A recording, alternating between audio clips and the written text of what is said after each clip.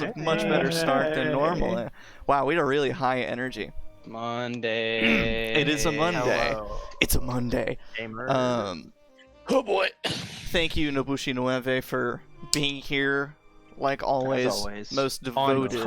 On time. Hell Probably more on yeah. time than we are. Usually, yeah. Yeah, usually more on time than we are. And we really appreciate that. It gives us something to live for every week. Gotta show up for Nobushi Nueve. This is Can not. we get him like a perfect attendance like award or something like that? Because We gotta come up with something. Let me make a note. I'll make a A special emote for Add it in people. post. note. They're gonna be absent when you give the award. Yeah, Mod, what are you doing? Get that award going.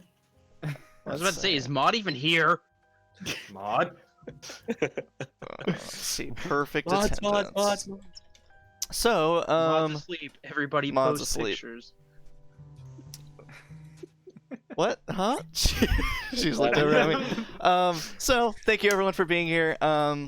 I'm not going to make as many announcements as I normally do because if you'll see down on the doobly-doo of your screen, there's a nice little ticker that runs across the screen. I need to fix this chat box. It's bleeding over into the video. That Believe it. reminds me of like an old person, like would go, "Oh, my ticker's not working so good." Excuse me? Talk about their heart, dude. Yeah. Oh, yeah, okay, I I got you now. you, Jacob. I got you. Oh, thank you Yeah. for cheering, Nobushi Nueve! Oh, now I really, really need to give you a perfect attendance award. This is the way the day ends, not with a bang, but with an explosion. We will see. I don't know if you guys saw my players. I named this stream End of Day. Ooh. Whose day? End of day or end of days? Day. Because Very different. it is Okay. very now close to the end of this long 8-session day that you've been having. Longest day of your life. No way. Right? You might long rest at the end of this session, you guys. Not possible. Not actually. What is a long rest?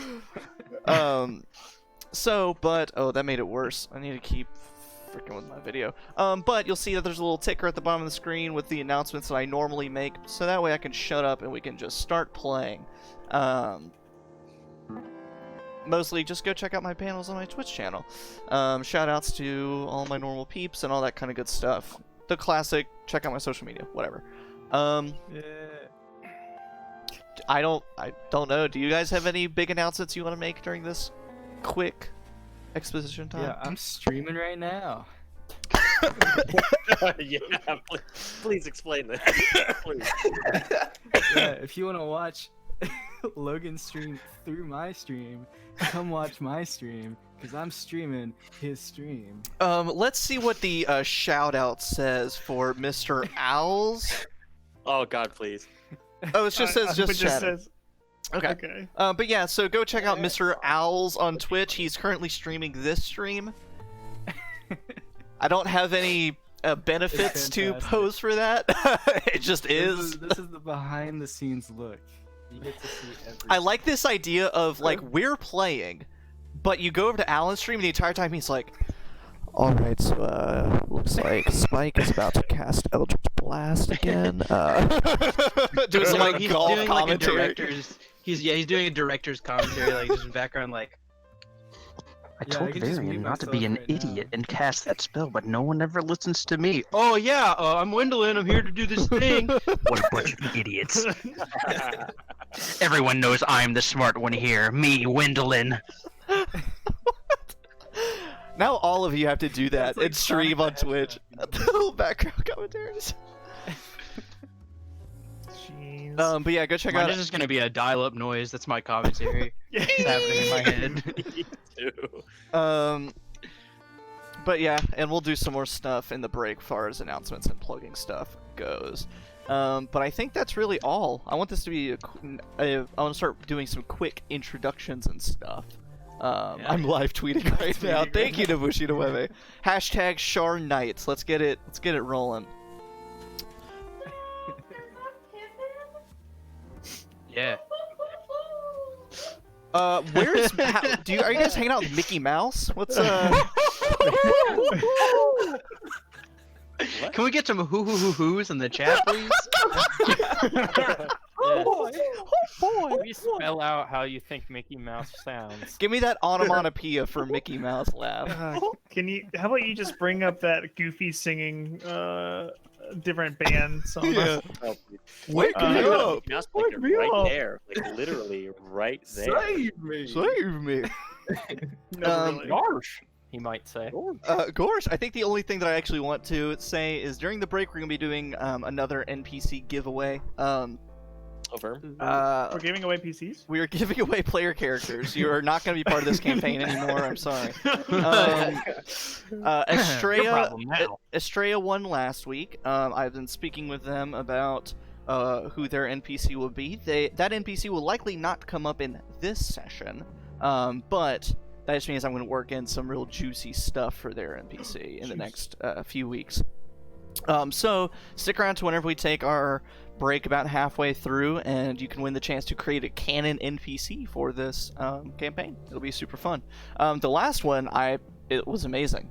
The first one was amazing, and so hopefully it keeps up the trend. That's it for me, and look at that. We are starting 15 minutes after our normal start time, and that's with starting about 10 minutes late. So Hey, we're doing We all are about speed and efficiency here at Sharn Nights. Sharn Nights. If you'd like us to plan your wedding, that's a bad idea. Yeah, Yeah, that's a very bad idea. Please don't make me do that again. everyone gets a little gift bag that has a gun in it. God.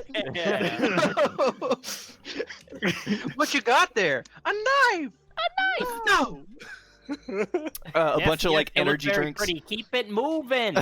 cigarettes, Cigarettes. energy drinks, and guns. we send a personalized squinch to every household. You know. Now that we're talking about it, this is actually sounding pretty great. That sounds like a good Friday night. So, Please do you play guys that. remember like the singing telegram from Clue? I imagined that, but Squinch going up door to door to deliver like the RSVPs, and he's like, "I am your singing telegram." He's like, I am. Fuck you. I ain't doing this shit. Cornelius, I'm going home.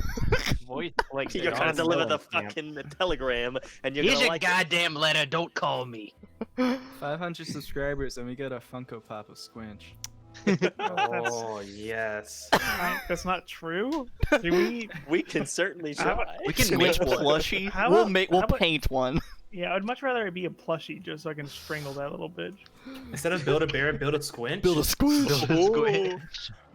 Make sure it has a squeaker inside of it too. Hey, his little drawstring, you've drawn. And he goes, "Hey, fuck you." Okay, straight up, Abigail and I have been talking about going to Build-A-Bear, and thank you for that, because that's exactly what I'm gonna do. I'm gonna I don't make think a they- Do they have gross fat imps? We can find Build-A-Bear? something substitute. Build-A-Bear I don't has know. changed. You may have to Frankenstein a couple of them together, but you could probably make a squint. We can do it. We can make it work. You just see a bunch of kids crying in a corner, and Austin's just sitting there like, Mommy, the strange tall man ripped off the bear arm. and he just pulls the string. Ah, fuck you. I Oh, stood it's there not good sewing it enough. in myself in the middle of the middle of the shop, just like, yes, it's perfect. Austin's surrounded by He's fluff. beautiful. He's like, hey, come on, a little kid, come over here. Vomit in this a little bit. It's gonna give it a little bit of texture. Just pouring beer all over it, like, now it smells right. You gotta pour a little bit of whiskey and like A What little bit does, of cigarette. what does Yeah. Squint drink? I'm gonna put out there Keystone Light. Oh. Any other offers? That's a good one. I don't know if anything can beat I that. feel like I feel like he a drinks. Colt 45, I feel like King Cobra. he definitely drinks El Toro. Yes. In I terms feel like of, whatever he drinks, it's like it's not his drink. Like he didn't pay Somebody- for it yeah, to get it. he He stole it just from stole it from He someone. just took it. Yeah. it's okay, Squinch is not okay. Look, all right. The luxury is Sidewalk like Squinch is Flavors not from a classed couple of enough for high schoolers. PBR, and that's saying I something. feel like Squinch would like purposefully not drink PBR and drink something that's like arguably worse than PBR, but be like, oh, at least it's not PBR, am I right? Like he's trying to be cool about it. I in think terms his of luxury choice would be like Lowe's Foods mix and match IPA things. You know? Yeah. I'm sorry. And he's the only one that's like, oh, I like the taste. And everyone's like, no, that's the shittiest God. one. Dude, it's like Tastes like pee. I like that. back in the day. It used to be, or back a couple of years ago, it used to be that we had what I can't remember, Southern, something Southern. I don't remember. Southern Tier. Southern Tier. It's a double IPA. That shit was $2 for us. So we would get off work and we'd be like, all right, it's $2 double IPA, and it tastes like shit, but it's like the highest alcohol content we can get for $2 here. And it's just like, I got to the point where I was like, yeah, you know, I'm used to the taste now, and that's a bad thing. Yeah, you're desensitized. Like, I'm desensitized to how bad that fucking thing tastes. But no, I was gonna say if it's something that is not beer, it's some kind of liquor. It's absolutely Fireball. Squinch absolutely drinks Fireball. It's because he's an imp. He's a demon. He's a fiend. No, it's because the shittiest thing he's an I can think of alcoholic. at the moment. I'm gonna post a link in chat. I have a very appropriate image. You are a VID. Yeah. You can do that. I hope our audience is enjoying this massive lore dump. About Squinch. I'm still in my Squinch notes. and There's still a green bullet point that says Squinch saves his girlfriend one shot. Oh Yes. no! Please no. It's gonna happen. That was one of the best ideas I've ever heard. I'm pretty sure it was Nobushi Nueve who said that. That was a good one. Oh god. Honestly, for people, whoever's wanting to listen to the words coming out of my mouth, as a patron of my Patreon, there's a special for my first number of patrons who do the top tier, the Master of the Void. They get a special invite to play in a one-shot DM'd by me, and Nobushi Nueve, he signed up to the Master of the Void, so we're going to play in a one-shot together along with a few others at the end of the month. And honestly, Nobushi Nueve, if we have a blast with it, you're totally invited to play on stream with us as either Squinch or his girlfriend. Oh no! Oh no! You could be Well, no. Squinch if you want to. That would be so much fucking fun. Because that would just be a blast to bring in some new people. It would be so much fun. That would be amazing. So excited. It would be so much fun. Just because I would love to see... And honestly, anything... I do think...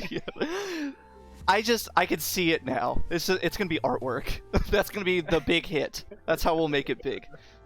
That one shot. Yeah, that's what I was gonna say. I was like, you should totally be Squinch's girlfriend because that should be funny as hell. Hey, sweetheart. Thanks for saving me. Oh, you look so handsome. And your cute Or- little You suit. couldn't have gotten here Or- earlier. Or she's just like an actual really nice person, and she's just like, I can fix him. Oh, honey. no, that's not Oh, like that. no. Oh. No, no. And on that this is sad getting worse note... by the second. on that sad note, let's go ahead and jump in. Hold on a second. Are you still trying to find that link? Oh, hold on. It might... Oh, I got deleted. I'm allowed to post links. No, you are, but CloudBot, I think, doesn't know that. Auto permit that.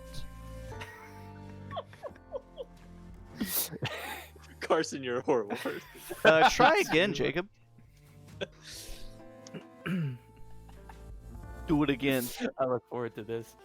There it is. Oh no. I'm also. Yo, yeah, totally, 100%. Everyone, turn on private bro. Fair. There's a couple things I'm like that with.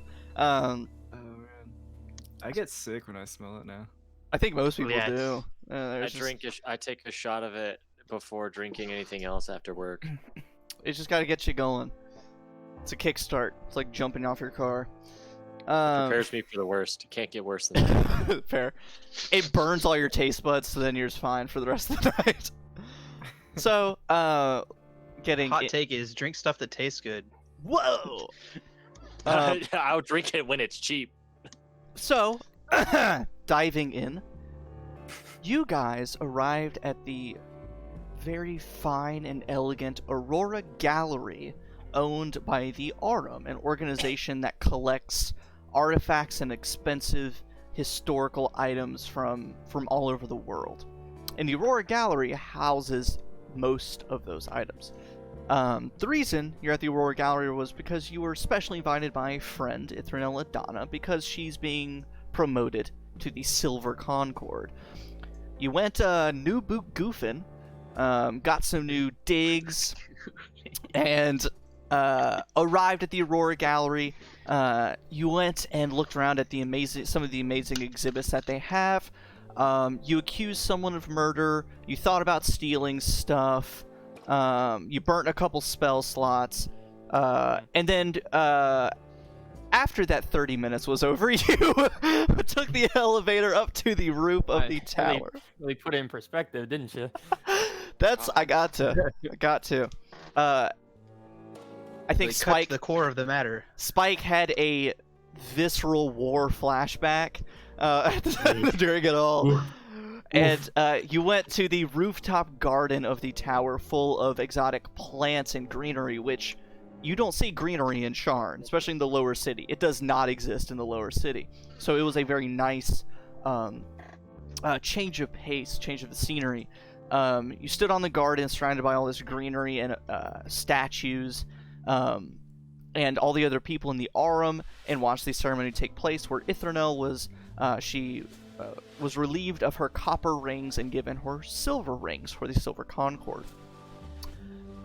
The ceremony itself took only about 10 minutes, during which most of you were a little on edge, looking for suspicious activity. Spike was getting his flirt on, but nothing happened. It was a very lovely ceremony. Ithranel said some very nice words. She got a few laughs. Then the ceremony was over, and they started cleaning up.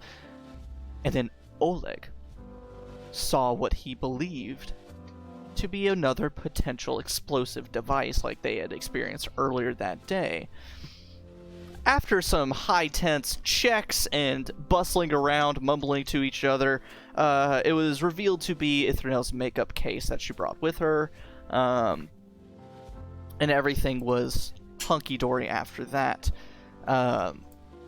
So we pick up now in that garden after the ceremony. People are mingling about. Some people are going back downstairs to look at the exhibits and talk. People are going to the bar that's set off in the garden itself to go get drinks and snacks and hors d'oeuvres. And to go ahead and just dive right in, Varian, you feel a tap on your shoulder. And when you look over, it's Miss Ithranel Adana standing there. And she's a bit taller than you. She is also half-elven, for anyone who has not, or does not recall, or doesn't remember. Like platinum blonde hair, with an undercut on one side, draped down one side of her body. Elegant silk white dress, one-sleeved, sharp features, and these beautiful blue eyes. And Varian, she kind of like tugs on your arm. Now that she's done kind of shaking hands and greeting people and saying thank you and all this stuff. Does she have a title? What do you mean, like in the Aurum or just in general? Like something I would know among high society types to address her with. Most people just call her Miss Adana or Ithranel. She doesn't seem to be one too much for formalities. You probably would have heard your uncle call her Nelly. Yeah, but not doing that. you imagine that's a bit of a reserved nickname. Yeah. But she gets your attention and comes up next to you. Yeah, And Miss Adana. yes, and kind of pulling you off to the side like she's about to tell you a secret or something. She says, it was hard not to notice while I was up there on stage. You and your companions seemed a bit on edge. Particularly, you look a bit nervous. And I heard about that mess up in Death's Gate earlier today, and I just want to let you know it's fine to be a bit shaken, and I appreciate you coming out all this way and making this effort. I mean, you're free to go home whenever you wish. You probably need some rest. You've had quite the eventful day. Thank you for your understanding and for your invitation here. It's much appreciated. Yes. After the day we've had, we were a little on edge. Yes. Seeing death and explosions will tend to do that to you. But I'm glad that this went off without a hitch, and that we were able to be here for it. So thank you. Yes. I think we will retire for the evening, and once again, congratulations on your ascension. Thank you very much. And if it helps put you at ease at all, this weather shield, and she gestures up, and you from last week, there is sort of an invisible force barrier that's repelling the rain and wind that's going on outside the tower. And she says it's a little bit more than just a weather shield, but it kind of repels back a lot any kind of energy or external forces. And we have, whether you notice them or not, there are guards, there are fighters employed by the Aurum here that are protecting the tower and keeping an eye on everyone. So this is one of the safer places to be at the moment. And so if you wish to retire, you may, but it would be very good if you spent some time just for a little while and got a drink. Here? Yes, so just over there at the bar. And we can walk around the garden and see some of the beautiful, beautiful flowers. Varian's got a date. That's very generous of you.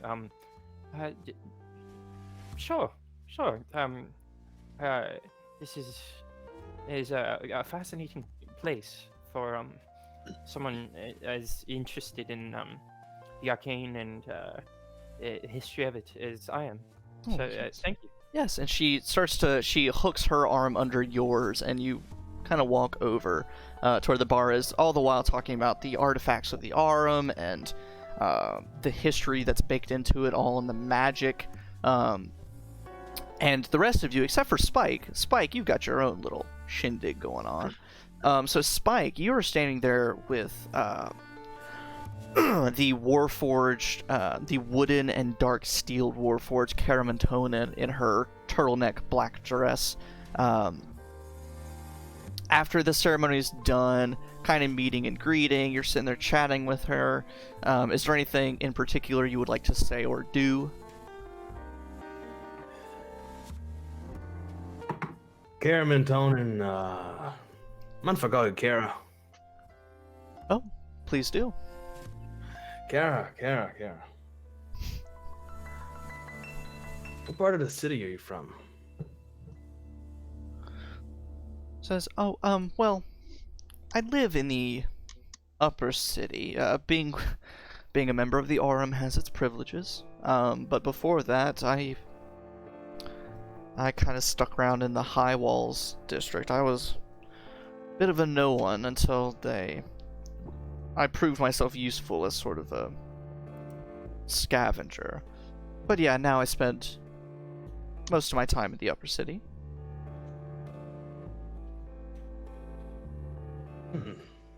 Upper city girl. Wow. Don't let the new boots throw you off, but I'm from the lower end. Lower Dura. And I don't really visit the upper side, but I was wondering, I'd like to make another trip up here sometime. See what the upper city has to offer. And more. Next time I'm in town, I'd love to see you again. Any way I can contact you.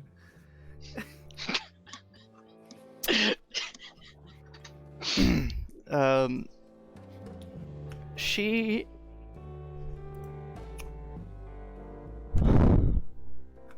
Let's see how this plays. Spike, make a charisma check or a persuasion check if you are proficient. You still have inspiration from last time. Oh yeah, I'm sure there's all sorts of things that are carried over from last time that we don't remember. Okay. All right, so I have an 18. That's just charisma. Okay. And that was with inspiration. So. Gotcha. She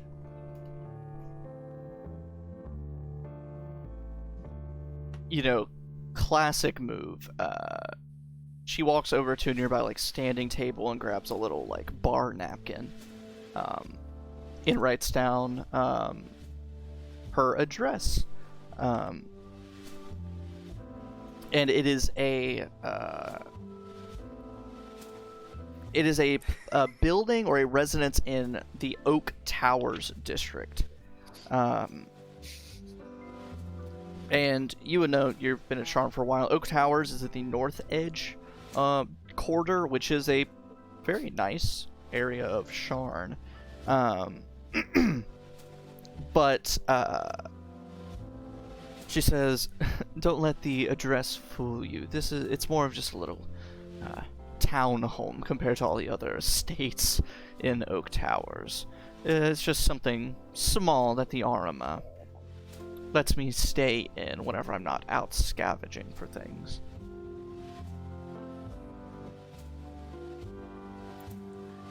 He goes,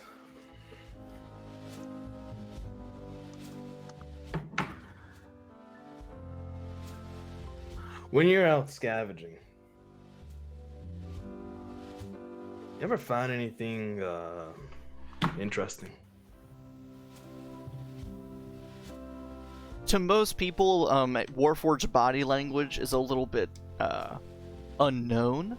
It's very subtle, because Warforged don't have the range of facial expressions and body movements that a lot of people do. As another Warforged, though, you can kind of identify certain things, and she kind of looks at you like, what? That was a stupid question. And she says, well, of course, I find interesting things every time I go out.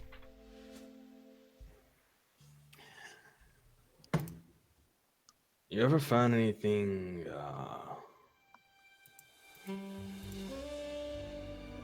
let's just say something that's a little haunting?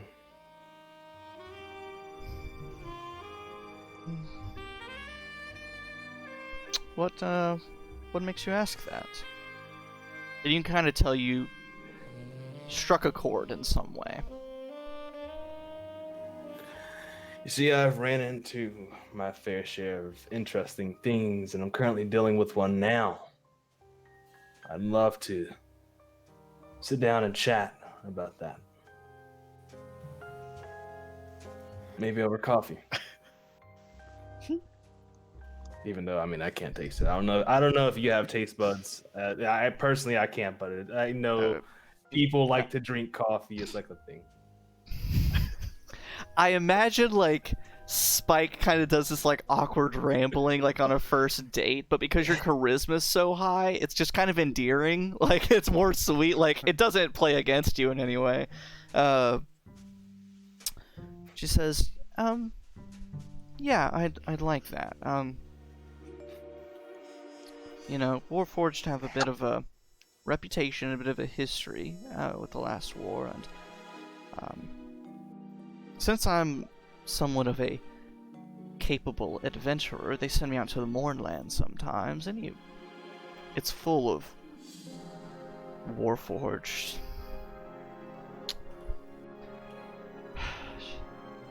And you can tell she's kind of at a loss for words. She says, but yeah, I've seen things, and it would be nice to talk about them. Yeah.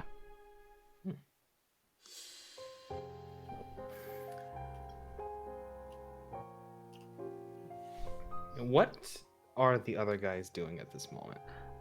So the other guys, as they are now deemed, Wendell and Donovan, Wendell and Donovan, Oleg and Cornelius, after the diet bomb scare you had, now that the mingling has commenced again, you look around and you see Spike standing kind of close to another Warforged lady. And Oleg, as an inventor and a tinkerer herself, you can acknowledge that this Warforge is built very well.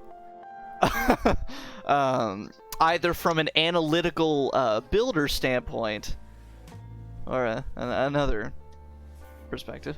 But the rest of So you what know, you're saying is she's built different. she built different. But you all notice Spike speaking with this Warforged woman, and Varian is now walking arm in arm over to the bar with Miss Adana. And what would the rest of you like to be doing? Well, as the other guys. Hmm. Damn it. I was gonna tell Varian, but I probably shouldn't do that now, because this is definitely not the right moment to do that. Oh god. I'm plotting ways to try to steal that stuff from downstairs. Fuck! Uh, Let me get some Yes, random Dan. generators out. Yeah, hang on, Are let me there- pull up my tables. Are there any other rooftop events going on? Like, do we have to stay on the roof right now? No, you can go back to the exhibits, you can mingle around and talk to people, you could leave if you wanted to. It's all up to you. And for your benefits and perspectives, it's about 9:45 at night.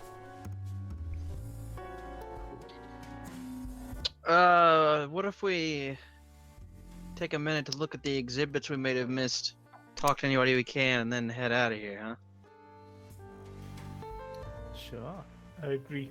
There is a wonderful exhibit on the fourth floor that What do you mean? Well, what was it? It was just a little bit of technology more up my alley, you know.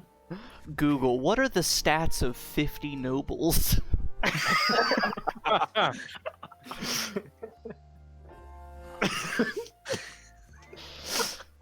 I just, or sorry, it was you know, Dale Keeler have some really interesting stuff that I can't afford, but maybe don't need to afford. I'm just gonna go ahead and say it doesn't matter what their stats are. There's nothing a few fireballs can't cure. Who would win, a whole building of arcane nobles or one Angie dwarf with a flamethrower? Angie dwarf. What do you mean? If I can get that cloak of many eyes, isn't one of them? One of them was. If you'd like a recap, I can. Oh no, provide it Delkier for you. armor. If I get that Delkier armor, then I could alter myself so that you know. You know. I don't know. Please enlighten me. Not at all. There was some very interesting armor. I think Wendell, you might like the Death Claws. Which are little Death Claws. You know, it's just like it was no big deal. I thought this was an exhibit. Oh no, it's a candy store. I have a feeling, I have a strong suspicion that you don't understand how museums work. No, I don't. I feel as but though it's we've already fine. had this conversation once. Like 20 minutes ago. At best. How about It's fine. I can do it another day. You don't have to worry. yeah, maybe that's for the best. So I'll wait up here for Spike and Varian if you guys want to go investigate the things that we missed downstairs. Which Spike and I went to the Second exhibit floor. about the last war. Where did you all end up? Cornelius and I were on the fourth floor. the unknown artifacts exhibits. In fact, that's where we ran into Mr. Dana and Baron Madani, Varian's uncle. Wow. Oleg, where'd you guys end up? Oh, we already talked about it. Oh yeah. There was There's a there sixth was floor, right? there was really cool armor. There was nobody on that floor, for one thing, except for a creepy robot. But there was a cloak that had many eyes, a coat that had very many eyes, a weird tongue worm thing that I think would be tasty. It was a cool stuff. I think I need it. Tongue worm thing would be tasty. I think I He said need it. tasty. Yeah, no, I heard it. I think I need it. Okay. So how about you guys go check out the 3rd and 5th floors, and we'll catch up with you after they're done. I don't want to leave these two up here alone. You always need a good a wing guard. Just in case. I'm gonna be honest. I'm gonna let them do their thing, but I would rather stay with you. You investigative types. You know. I don't. What was that? I don't. I don't really trust you reporters, to be honest. But you know. Oh man. I just work here. That deep state. So no to go into investigating? I mean, I'm perfectly happy to go investigate the other floors and see what we're looking at. Yeah, I just Somebody here is bound to know something, more of something, and we might run into somebody like that on one of the floors. Who knows? Sure. I'll double check on for all seriousness. I'll leave you alone. I trust you somewhat at this point. I'll go check out the DLQ floor just because I'm worried that somebody might be alone on that floor. Yeah, okay. Well, I somewhat appreciate your somewhat trust. So, I just be happy that you're not dead. All right, cool. Let's go. I am every day. Holy shit. At some point, Wendolyn does want to go to the 2nd floor, just because that's like the only floor with stuff that she would actually be familiar with. Yeah. Okay. Yeah, I'll wait up here. We'll meet up with you guys after they're done. Okay. So And I'm just gonna take up a position on a wall, just waiting for Spike and Varian to get done, just smoking a cigarette. Gotcha. How Is there many smoking people? inside? By the way, did they say I couldn't or could not do that? Hi, Toland. They would prefer you not, just because of the artifacts. They do have a sort of arcane environment system in place to maintain all of the conditions, but just to ensure the sanctity of all of the artifacts, no smoking inside. Well, I'm on the roof right now. That's so they can fuck fair. off. That's fair. I guess. I'm on the roof. They can leave me alone. Yeah, no, you're fine up on the roof. So yeah. Donovan stays up on the roof, maintaining a post and keeping an eye on things. Oleg, Cornelius, Wendolyn, you return down to the exhibits to wander about. Yeah. Yeah. Yes. Alrighty. Did I really get the opportunity to look at the entirety of the unknown artifacts exhibit, or nah? Because we did talk about a couple of things, but I wasn't sure. Yeah, if that was, you the would whole have gotten thing. a chance to do a quick, a pass, cursory Okay. look at everything. But I will go and let you know that the Aurum has a lot of resources at its disposal, and they have yet to uncover what a lot of these things belong to or what they are used for, and so none of these, to you, ring any bells or anything. Cool. Guess I'll go to floor 6. Winter Warlocks. Okay, Winter Whatever. Warlocks. Wendolyn, you're going to the Sharn history exhibit. Yeah. Remnants of Old Sharn. And Oleg, where are you going? Down here.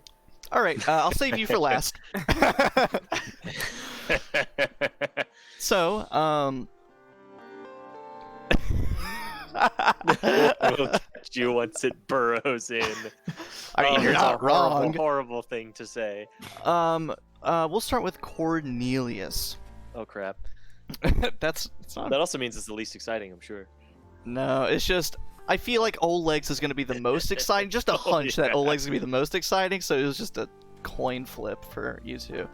So you go to the Winter Warlocks exhibit. If you want to go ahead and give me a history check about what the Winter Warlocks are. Oh crap, am I proficient in that? No, Which I imagine is, yeah, it's gonna, because since you've lived in Sharn your whole life, you may not know. I thought he was much. that guy's. He was Oh. that guy from Santa Claus is Coming to Town. You know, he sings the song about taking Yep. one step. Yeah. Yep. Yep. Todd, did you redeemed Something Happens? Yeah, like a Sure. hot minute ago. What do you You mean sure a hot did. minute ago? Like a couple minutes ago. When I think it was when Spike was doing his word on. No, Yeah. it was with It Varian. was at It with Varian. 9:32.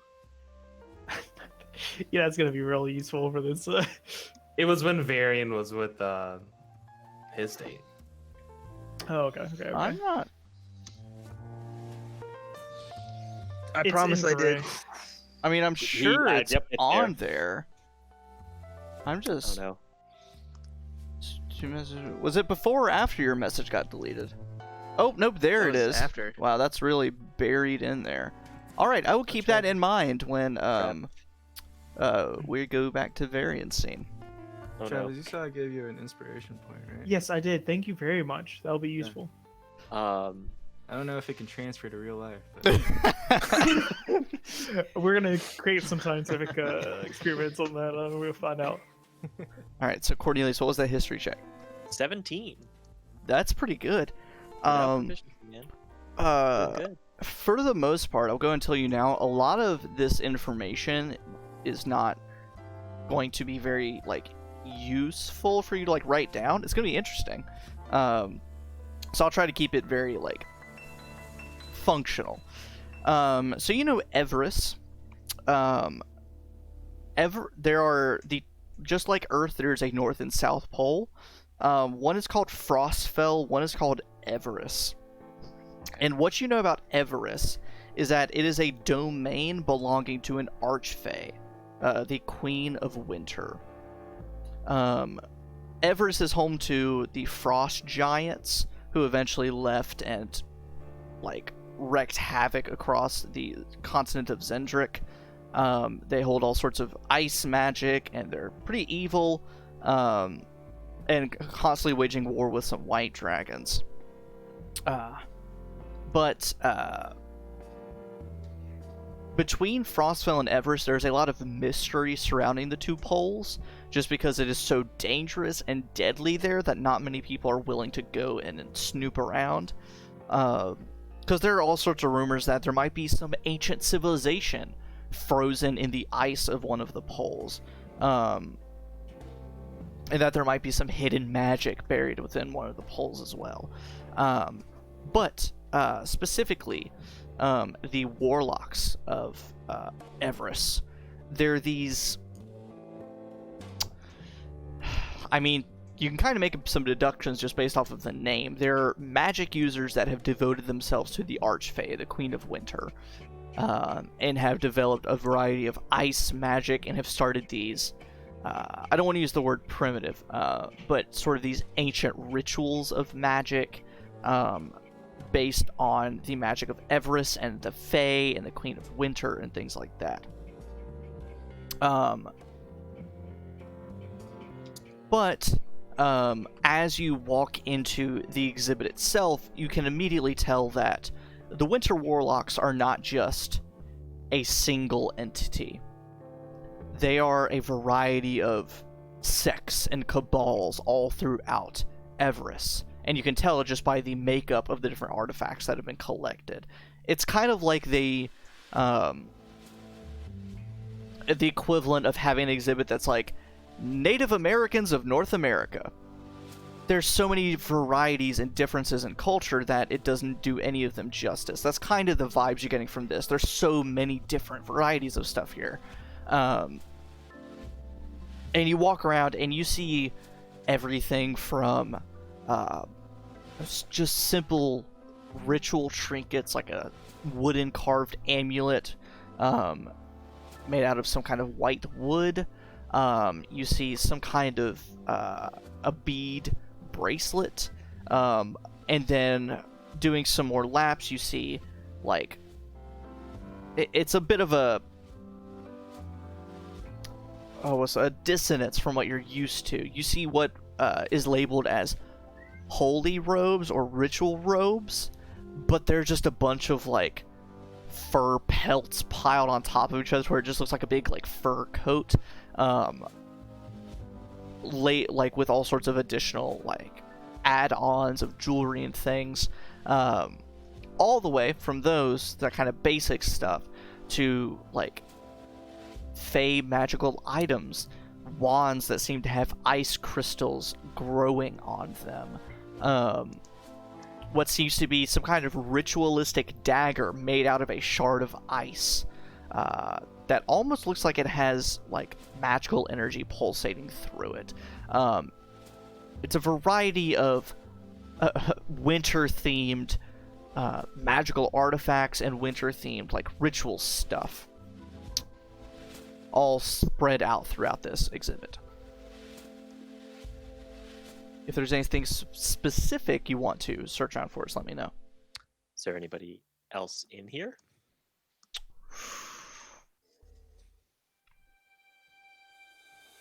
You know what? Let's have some fun. Oh shit. D12s don't get used very often. Roll a D12 for me. Oh crap. All right. This one. That rolled so much. That's a 10. It's probably the luckiest I've ever been on a D12 in my life. That's a 10. I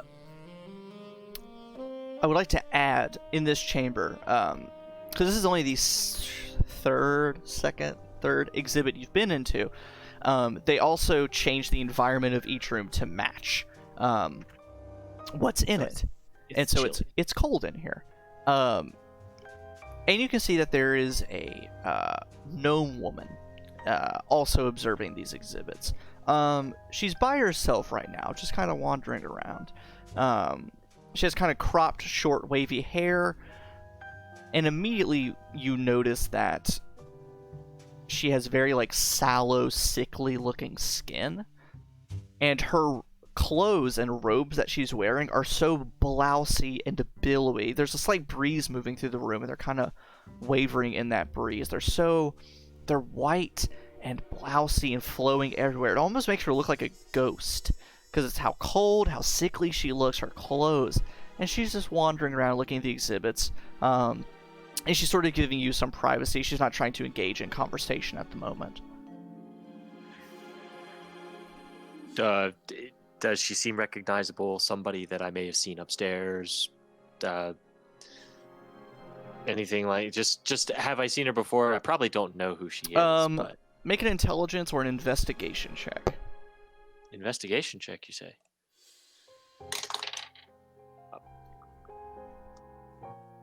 That's an 8. You don't recognize her. Cool.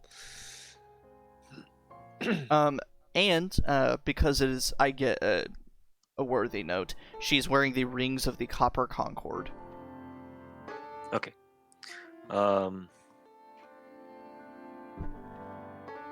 I think I'm just gonna like take a mental note of her. Wander around the room looking at stuff. And then go about my business, because, you know, I'm not as cool as it would be to have some cool winter-themed magic items. I'm not about to try to steal anything from this exhibit. Yeah, who would do such a thing? Oh, I don't know, man. Who would do such a thing? We'll find man, out. I'm questionable. Cornelius is questionable as a person. But who steals from a museum? Yeah, do you still have Squinch invisible and floating around? Because you did have him doing some labs. Okay. Oh, absolutely. Actually, now that the thing's over, I did tell him that he'd get a chance to stretch out his new suit, show out. So I'd probably tell him that he can wander around in the open in his little suit, so he can show it off, and just basically tell him, try not to say anything stupid, try not to piss anybody off, and if you see anything weird, just reach out. You know what? You'll know how to get to me. That's about it. He, you kind of dismiss him. Before he makes himself visible again, he does whisper to you. And he says, actually, there's a lady in the Signs of Fiends exhibit. I had to stop and check. But she's I think she's kind of like you. I can tell. There's a look in her eye. I can see it.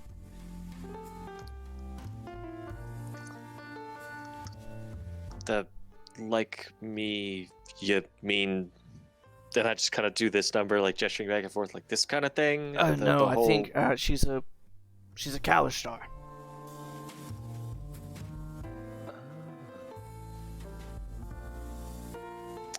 All right, well, if you see anything else, let me know. Go have fun. Seriously, I mean that. I give you shit so much. Just go enjoy yourself a little bit. Just try not to, fuck anything up too bad. Don't steal anything, please. I won't steal anything. And there's like a quick cut to Squinch flirting with one of the homunculi, like Darwin the homunculi. It's like, hey, so how'd you land this cushy gig, huh?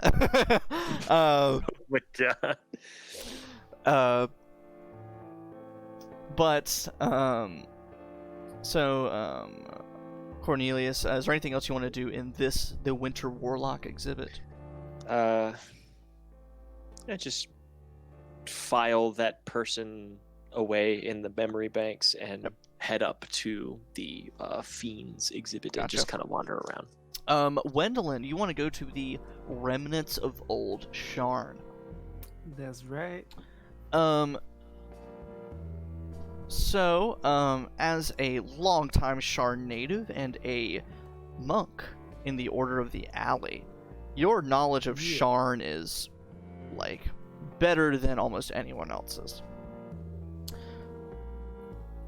I'm here just fact-checking. Yeah, you're just fact-checking. And what you know about Sharn as a whole. So, the city of Sharn, the miles-high city of towers, all that good stuff, is built on top of the ruins of another city,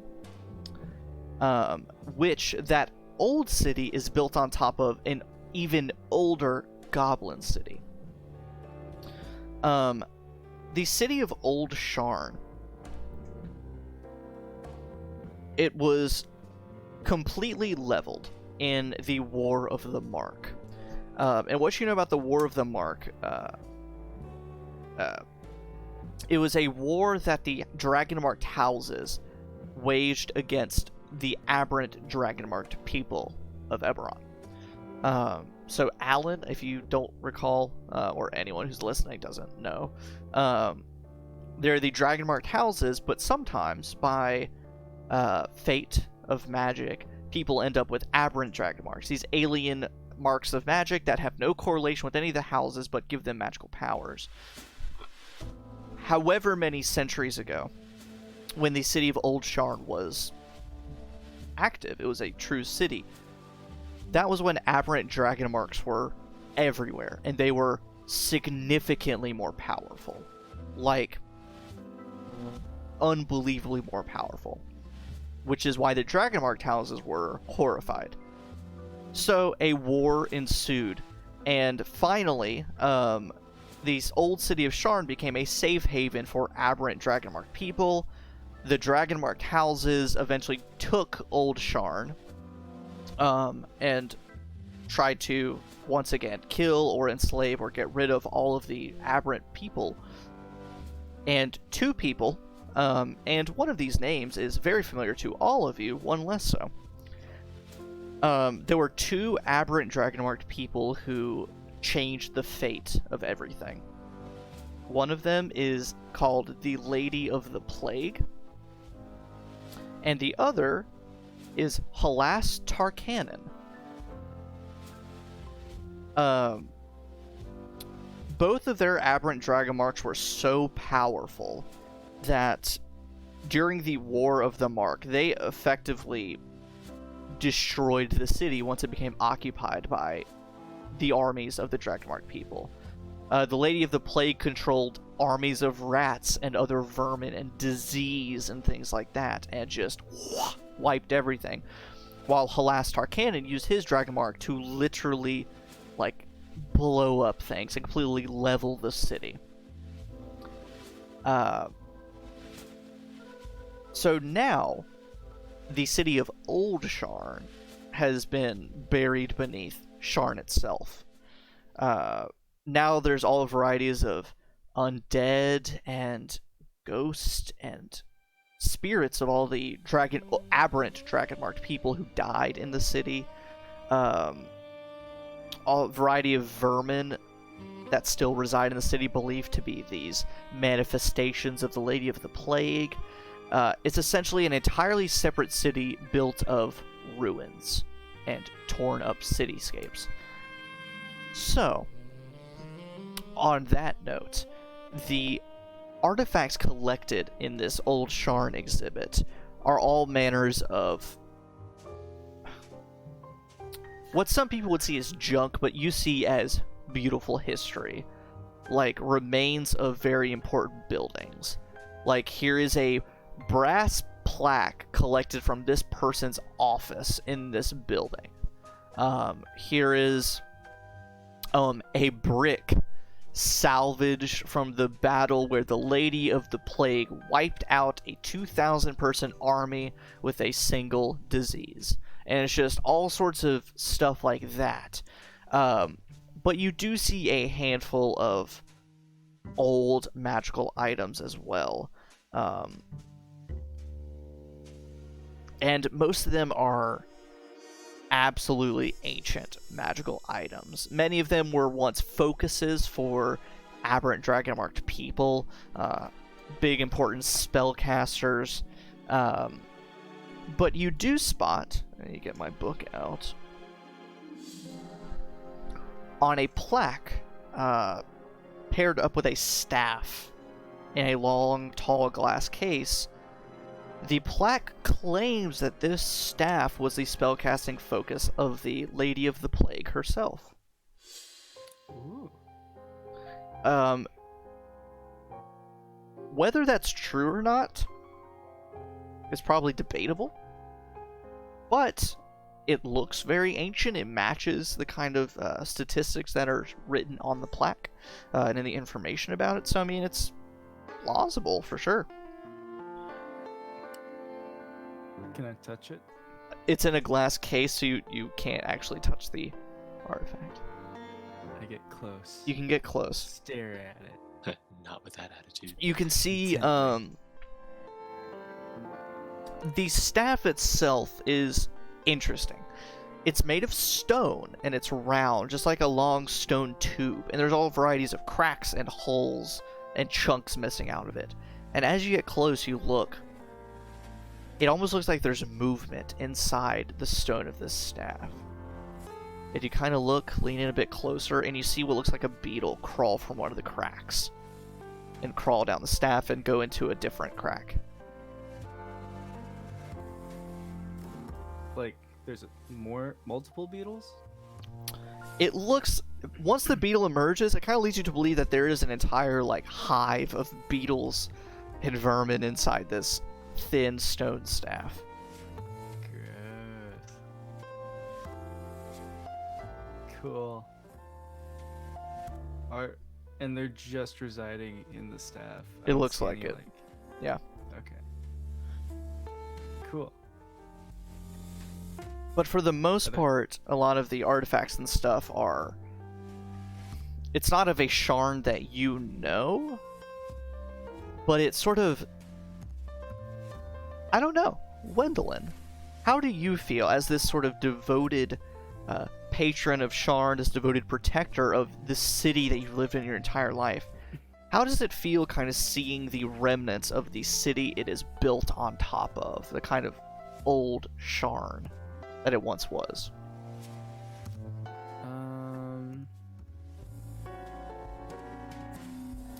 Wendelin is reminded of the mortality of a city. And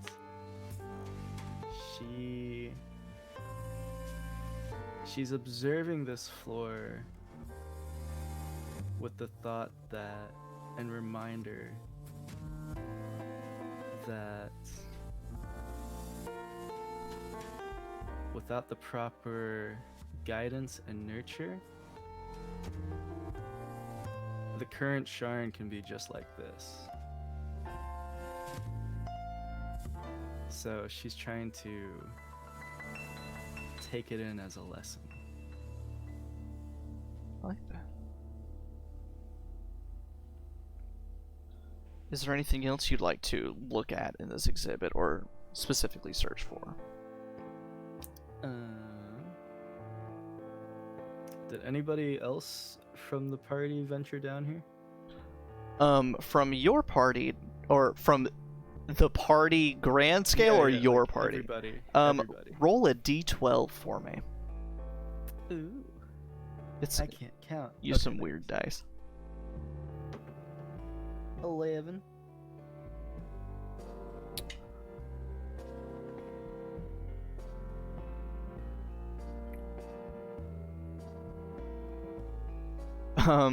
You see, a husk of a pale woman carrying a black cat on a pillow. You recognize, you met Rathel de Vidalis, the sort of body swapped, dragon marked heir. Oh yeah. Yeah. Okay. And as you're kind of lingering, looking at these staff supposedly belonging to the Lady of the Plague, this woman carrying the cat walks in, and you hear the cat. She says, "It's marvelous, isn't it?" Yeah. It's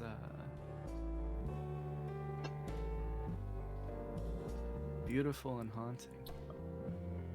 Haunting is an accurate phrase. I don't know what old Sharn must have been like, but I'm quite fond of new Sharn. Yeah. We try to do our best to keep it in shape, right? This cat kind of cranes its head and hops down from the pillow and walks over to you and kind of weaves between your legs. And she says, yes, we do. And, Gwendolyn, was it? Now, what exactly do you do? You're with these investigators, correct? Oh, shit. Yeah. I'm, pretty new to the team. So what were you doing, before joining up with these ragtag investigators? Well, I just trying to do my part as a citizen, helping out with the Sharn Watch as best I could. Do you know Dougie? I don't know anyone by the name of Dougie. But I do know that the Sharn Watch, they aren't the most reliable unless you have the coin. Right. So you just help out around the city? Yeah. Wherever the city needs me, I guess. It's a big city. Where do you find yourself most often? Where's that place Gwendolyn's from? Somewhere in, like, that bit. Do you want to actually say, or do you want to make up something? I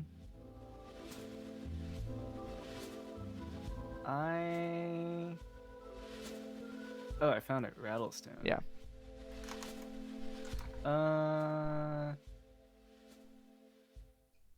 Yeah, I generally, everybody's family there, right? So I have a Yeah. general trust of everyone there, right? Yeah. And if they need to like keep a secret or two about me, yeah, I'll just say Rattlestone. Yeah. She says, "Oh, that's a lovely district of the city. Just so full of community and love there. It's been a long time since I visited, but is it still the same? Still dinner in people's living rooms and sitting on the floor, and everyone knows each other. Yeah, Yeah, did you ever go to what's his name? Eldath's? No, I do not know an Eldath, but it's a lovely district. When was the last time you were there? Oh gosh, and the cat cranes its head up and says, well, my feline life and my human life, it's convoluted at the moment. It's been a few decades. I think it was before the war, so I don't want to tell you something, but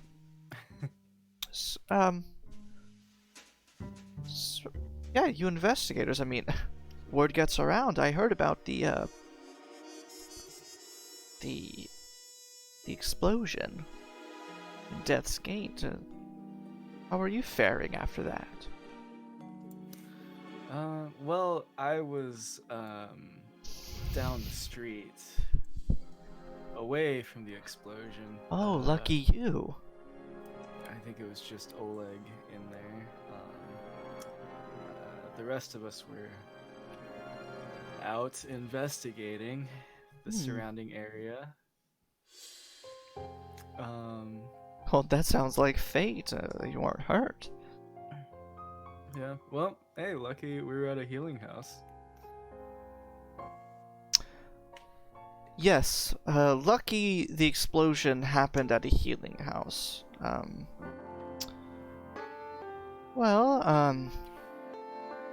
You know, I am a Copper Concordian, so if you would like a tour of any of the exhibits, you can just let me know. I have some insights.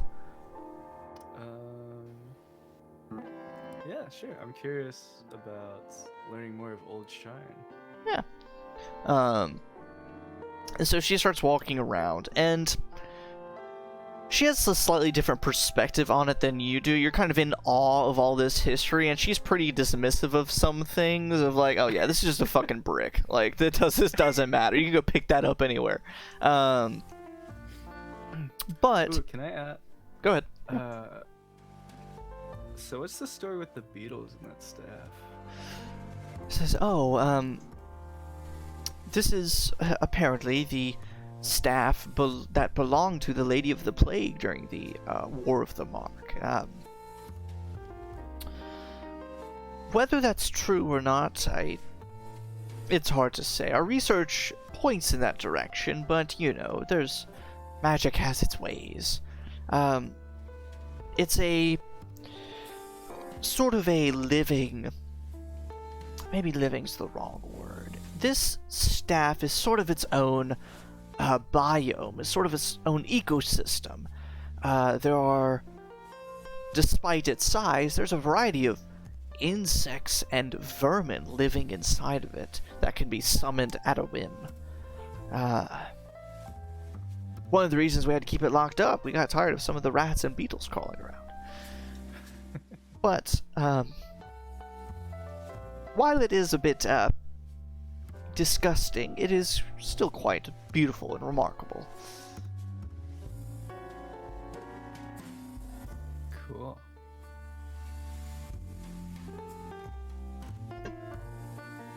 That was it on Okay. the staff. And she kind of walks around and gives you some, like, little fun factoids of Old Sharn. It kind of expands your horizons past just the normal Sharn history. And then we will jump over to Oleg. Okay, so first question: is there anybody around? Roll a d12 for me. I don't like that idea. How about I just don't instead and say no? Okay. D12, you say? D12. That is a 12.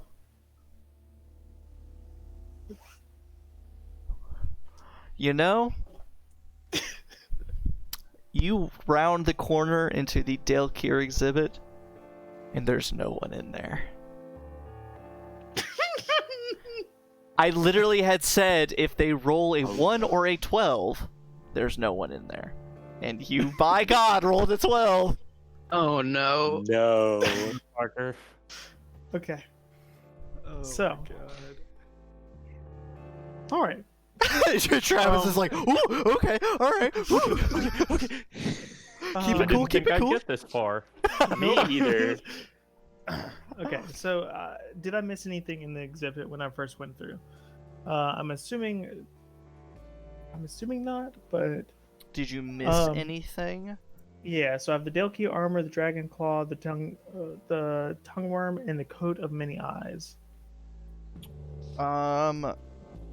Yeah, there was the claw thing. Let me flip over. I mean, if you told me everything, then I'm assuming that's I'm just going back and double checking. Yeah, nothing. Yeah, those were the magical items, but then beyond that, there's a variety of like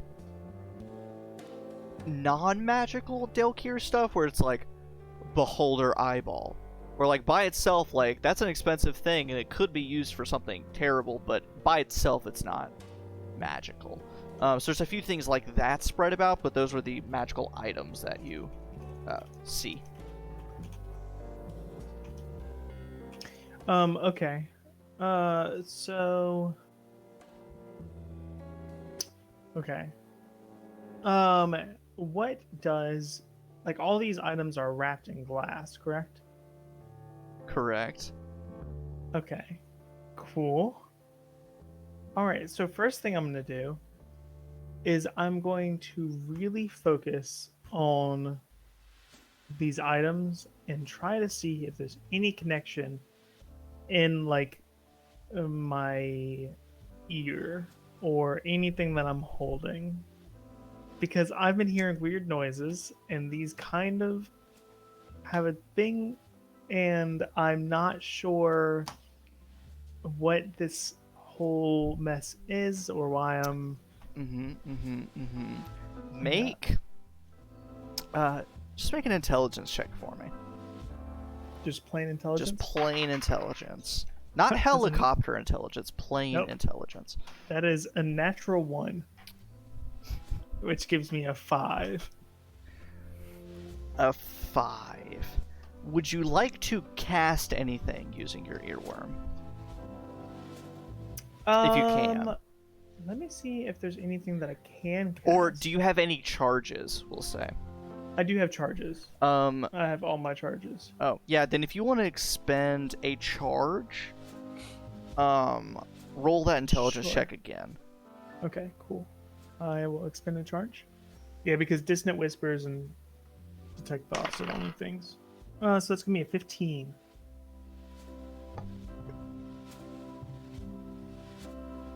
You sort of get like a kind of like a feedback loop kind of scenario. You feel like this pulse and pressure in your head, and you glance over, and the earworm that's sitting on the little silk pillow in one of the glass cases is squirming wildly where it wasn't before. Okay, I'm gonna go up to it. Okay.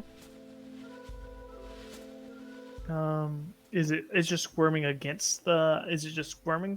Yeah, just squirming on this little silk pillow back and forth. Okay. Can I use... I don't know if it works like this, but can I use Detect Thoughts on the worm?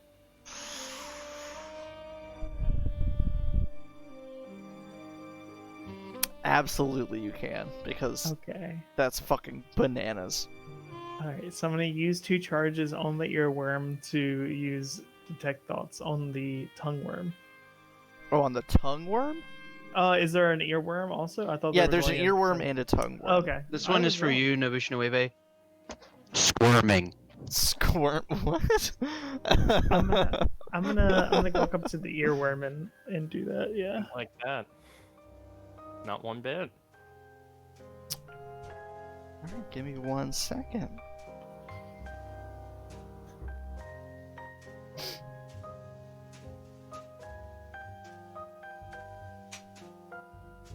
that's not what I want.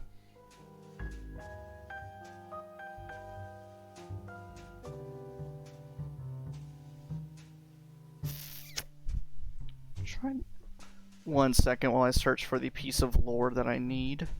You're fine. In chat, by the way, you should check out Logan Smith to see if you can get him as your DM if you have not already. I'm kind of okay at it.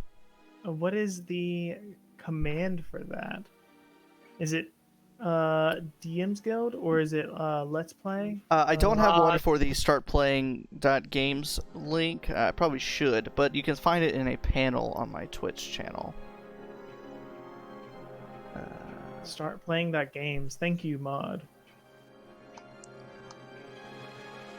Quick, everyone hide. The mod's awake. Mod is no longer lurking.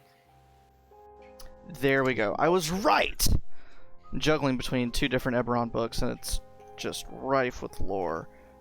So, Oleg. Okay. Your mind, like the thoughts you're having, you're kind of going through all these, like, Ocean's 11 plans of, like, okay, so if I cast this here, I can get this out, and then, you know, maybe blah, blah, blah. But then your mind just goes completely blank. You feel your earworm behind your ear tense up, and immense pressure fills your head, and the earworm that's sitting on the pillow in the case, like, stretches out and just goes completely flat, like it's being, like, strained.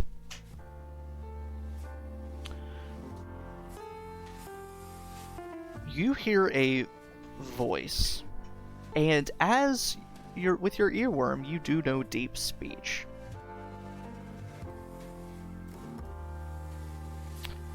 You hear a voice saying, in deep speech, obviously, saying, "We have them in Sharn. We're close, and the Rama's ready. We'll be ready to send in someone to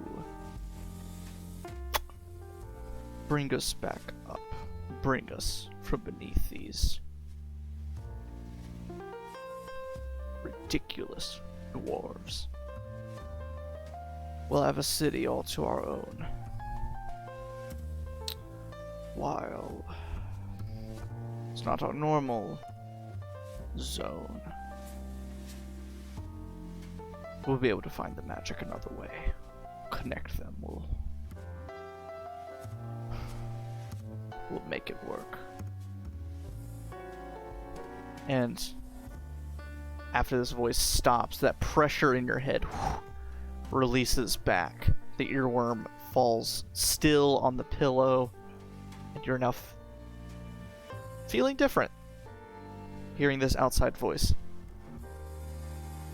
Was it the same as the one from before? It is. Okay. Okay. Interesting.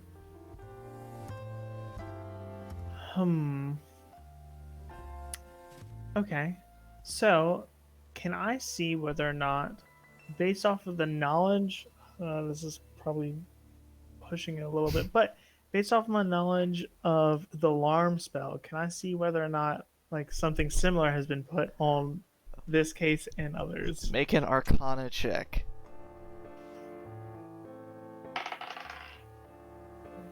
That's going to be a 17. Yes. There are some kind of arcane security measures in place. You can see the telltale signs of what amounts to an alarm spell.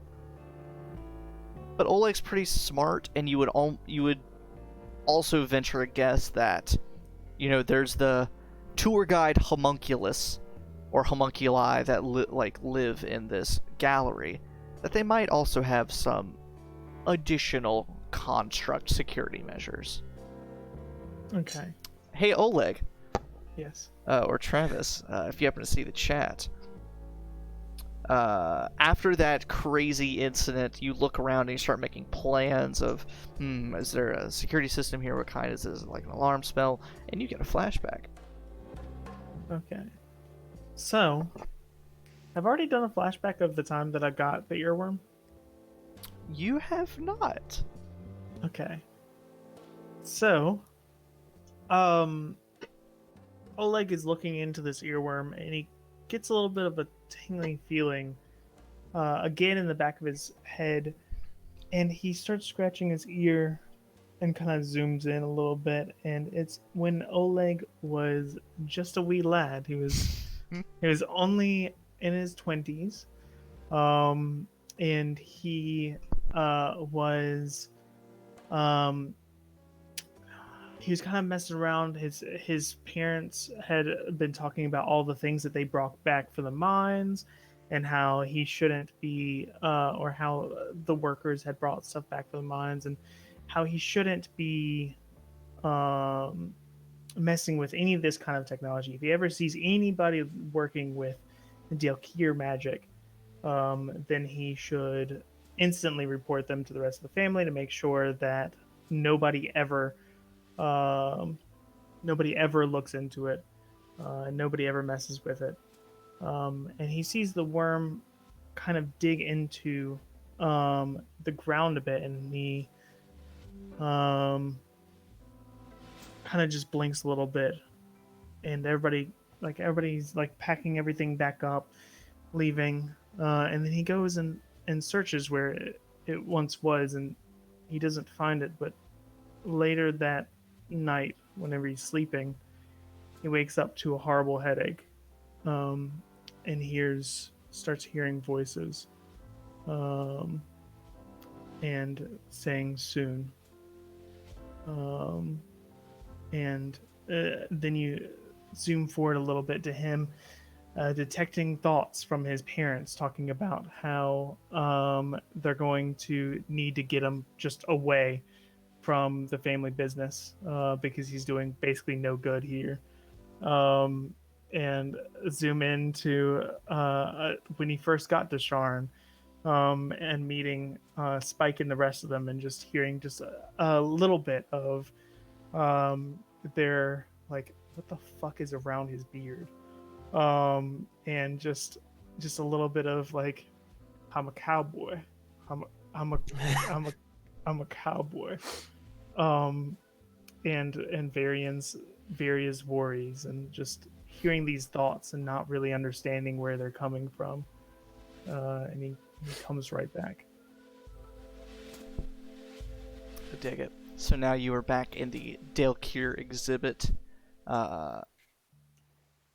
looking at the various cases and the living armor. Okay, so anything I know about these spells, do I know if they go up?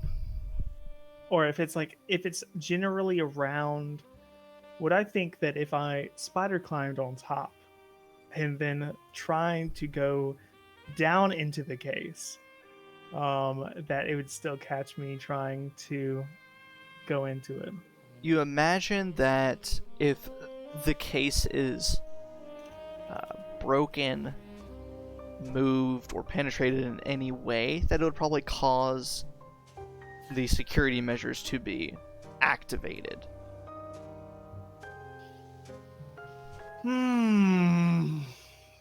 Okay. Oleg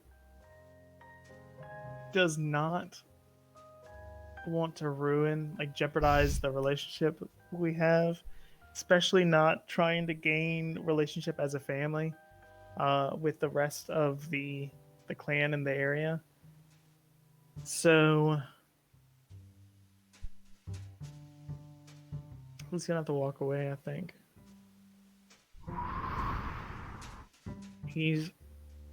There's no way. I don't have dispel magic or anything, so he doesn't know of any way to get rid of the magic, and he doesn't have Squinch, which is what his original idea was, to get Squinch and get him to fucking steal it for him.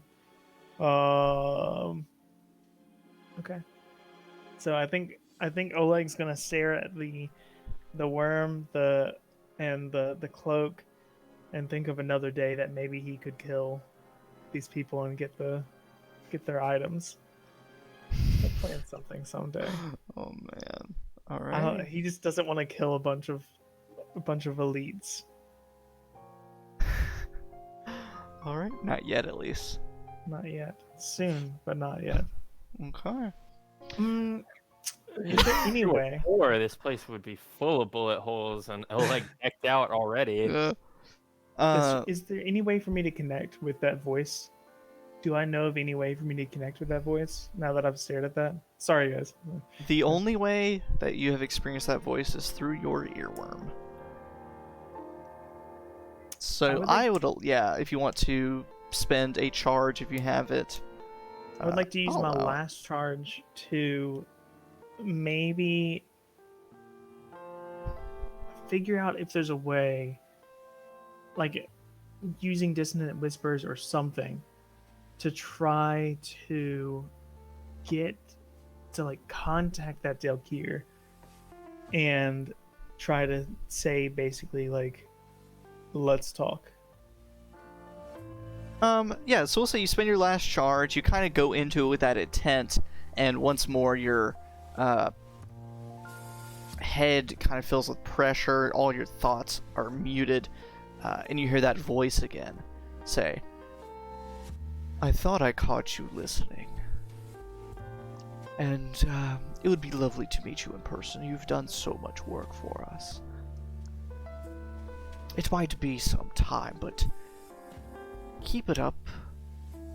Let us know what's going on in that lovely city of yours, and you'll be hearing from us very soon. That's the end of the response. Oh. Okay. Sounds good. Sounds good. What? Sounds good. Who wants a third warlock?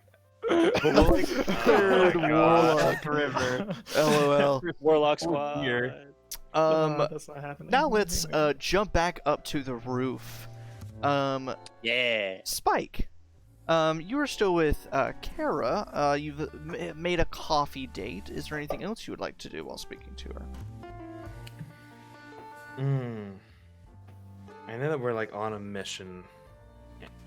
It's fun to flirt with her and all, but I know that we do have a mission to do.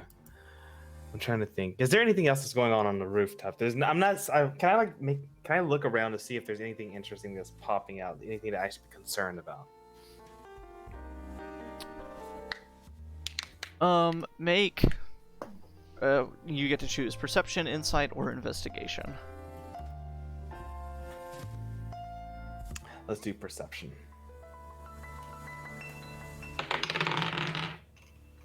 Okay, that's a 17.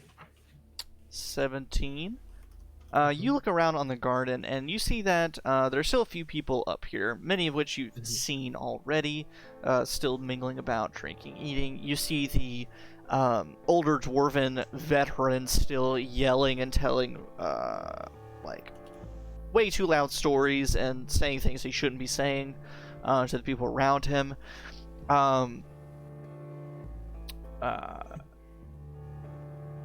As far as things that you feel like you should be concerned about or anything, nothing really catches your attention as being odd at the moment. Well, if nothing catches my attention and we've all separated, I think I'm just going to continue enjoying my night. Is there a dance floor? There can be. Absolutely. Anywhere Spike is dancing becomes a dance floor. Exactly. I immediately stand up and I say, yeah, dance between the drone magic exhibit and the Signs of Fiends exhibit. I say, gotta join me for a dance.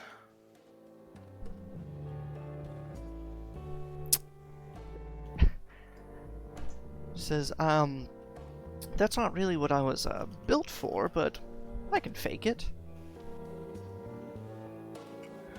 You know, there's an old cowboy saying, fake it till you make it. I like that. Spike, please have an internal boombox of some kind. Do I have an internal boombox, Logan? Do you have the thaumaturgy cantrip? I don't. Then- I don't. I have thunderclap. You know what? With Thunderclap, we'll say you do have a very minor sound system built into your framework. Yes. It makes sound effects whenever you cast thunderclaps. Yeah. It's like thunder, and then also I like have extra sound effects. thaumaturgy. I would say, yeah, Spike, now in the future, next time you cast Thunderclap, you gotta include the sound system. I have thaumaturgy, and I'd be more than happy to help. Nah, Spike's his own musician for now. Yeah. I imagine So it's like the MIDI drum file, like on a piano keyboard, where it's like, like that's the whole track. That's it, just over and over again. And I take her hand, and I get up, and I move kind of towards the center of the area. Not really sure if other people are dancing and moving about, but I'm going to dance and enjoy myself, and hopefully just try to have a good time. Kara. Yeah. So, you have a lovely time dancing with Kara. Varian and Ithranel walking over to the bar. Because it's always a joy. What's going through Varian's mind as he's being like walked arm in arm with this tall, half-elven, beautiful woman to go get a drink?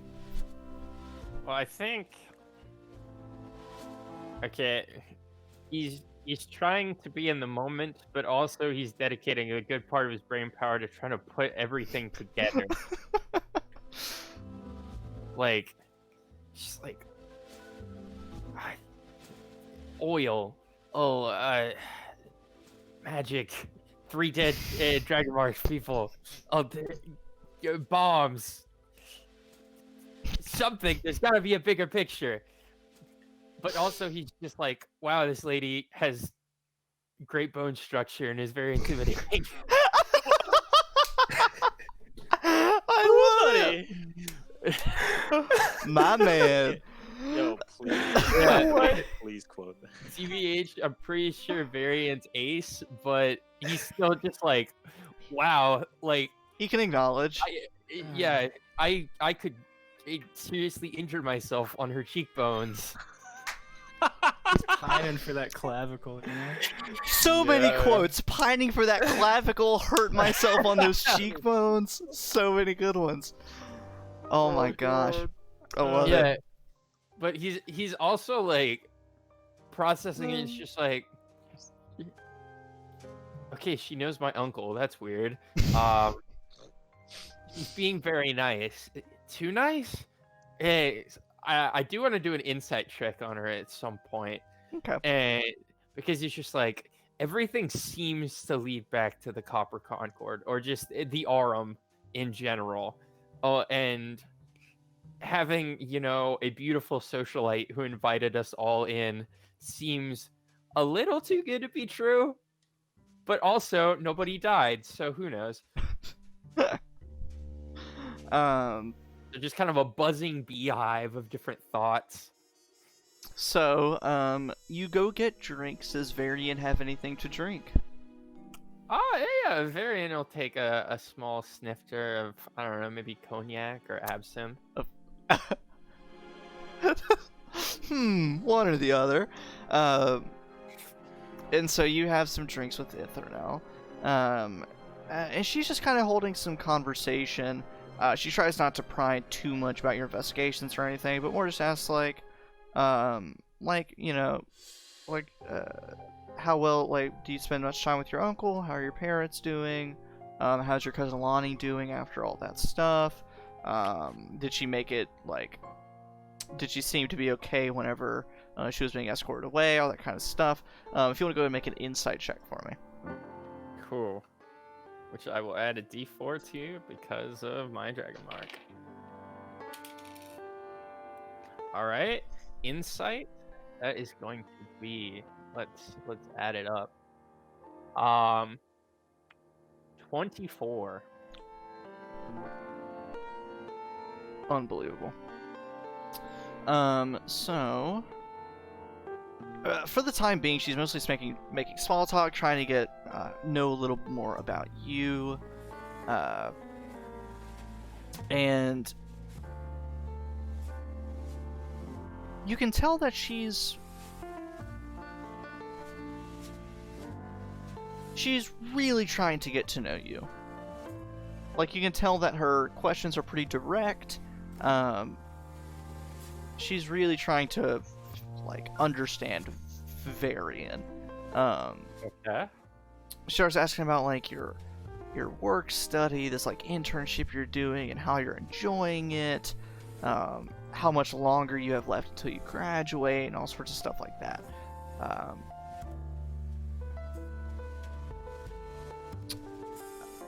And eventually, she gets to a point and says,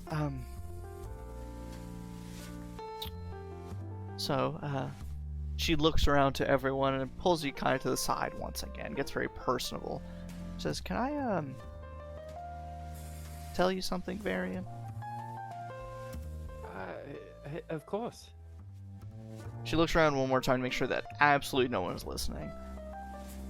She says, I'm really not one of these people. I grew up on the streets. I was a street performer. I'm not like other girls. I'm not like other girls. I'm a gamer girl. She says, I was a street performer for the longest time. And if rumors are true, you're working for Rickon Greycastle. I mean, he and I used to be friends a long time ago. Really? We were street performers together. We worked in the same streets. So, as much as I like to pretend to be this high-class lady of leisure, I much prefer the kind of nitty-gritty work that you all are doing. I don't know, this just isn't much my turf. Hire her. Really? And don't tell anyone this. Most people don't know that. Yeah, your secret's safe with me. What, if you don't mind me asking, what made you leave that life?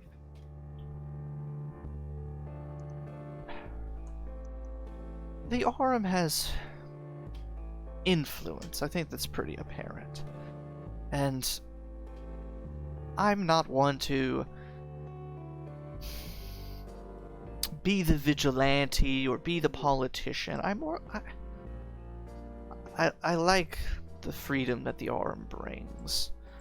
Granted, it's more about freedom because of wealth and influence, but I think you have learned wealth can be a bit more powerful in Sharn than just your word.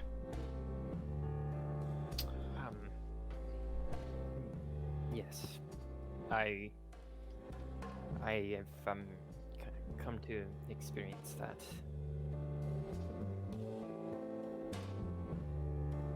In unfortunate reality, you wonder how many people down in the lower parts, even farther down the IPA, would be talented wizards or artificers of the like, that just never get the opportunity. And it's unfortunate. It's a beautiful, beautiful city. So much potential. And Varian. As you're sitting there having this conversation with Ithranel, oh gosh, the freaking something happens. boy. I'm sorry, Varian, but there's 2 of them.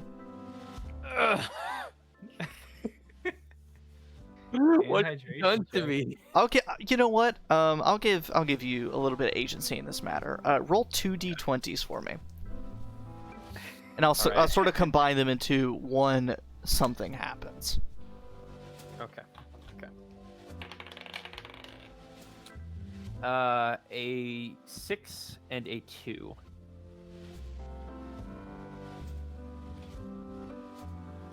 Okay. So, as you're talking to Ithranel, you can see the rain still coming down. It starts coming down even harder and harder over the course of your conversation. You hear the couple rumbles of thunder, and eventually you see a massive strike of lightning hit this energy shield that's on top of the tower. And it's a massive, blinding light. And then an immediate rumble of thunder following. To the point where everyone stops and looks up. And everyone kind of, whew, alright, takes in a deep breath. And then there's another lightning strike. And as it hits this energy shield, the energy shield gives way after that previous strike and cracks right into the garden and ignites one of the trees and surrounding flowers and bushes around it. And it goes immediately up in flame. And everyone screams.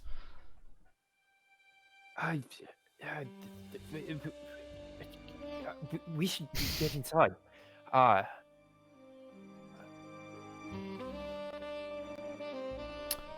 You see, a few of the, a lot of the people, once you say that, you and Ithranel run over to the spell evader along with several of the other guests and members of the Aurum. A few of the homunculi, it looks like the bartender smacks some kind of button nearby in the garden, and a bunch of homunculi emerge out, fly around, and he hits another button, and the energy shield is taken away, and the rain gradually eventually puts out the fire, but then the homunculi immediately start tending to the flowers, trying to pull out anything that's salvageable and things like that. And then you and the other guests are ushered down into the exhibits. Has that ever happened before? As you say that, she looks at you and she has this deep look of worry in, like, while looking at you. She just grabs at your hand. She says, "Are you okay? Are you feeling all right?" Yeah, I'm fine. It just startled me. Sorry, and right after I just promised that this was a safe place, and she like looks around to some of the other people. They all like shrug and like, "Oh, sorry." She says, "No, that doesn't happen very often." It's okay. I'm becoming more used to surprises, but hopefully there's no permanent damage, anything like that. Hopefully. That was a hell of a bolt of lightning. I know. So you are taken down to the exhibits, the gallery proper. The rest of you kind of join up as you leave all of your exhibits. Same with you, Spike. After that, you're taken down to the exhibits with Kara. Your dancing's broken up and you're taken downstairs. And you kind of regroup. People are still drinking and walking around to the exhibits, so you can kind of regroup and do whatever you'd like. However, I'm going to toilet cat. Does anyone else have to? Cool, just me. I'm gonna go make a sandwich. All right, let's take a break for a second. Let's jump over, take a short rest. We'll be right back in a minute before I toilet cat myself.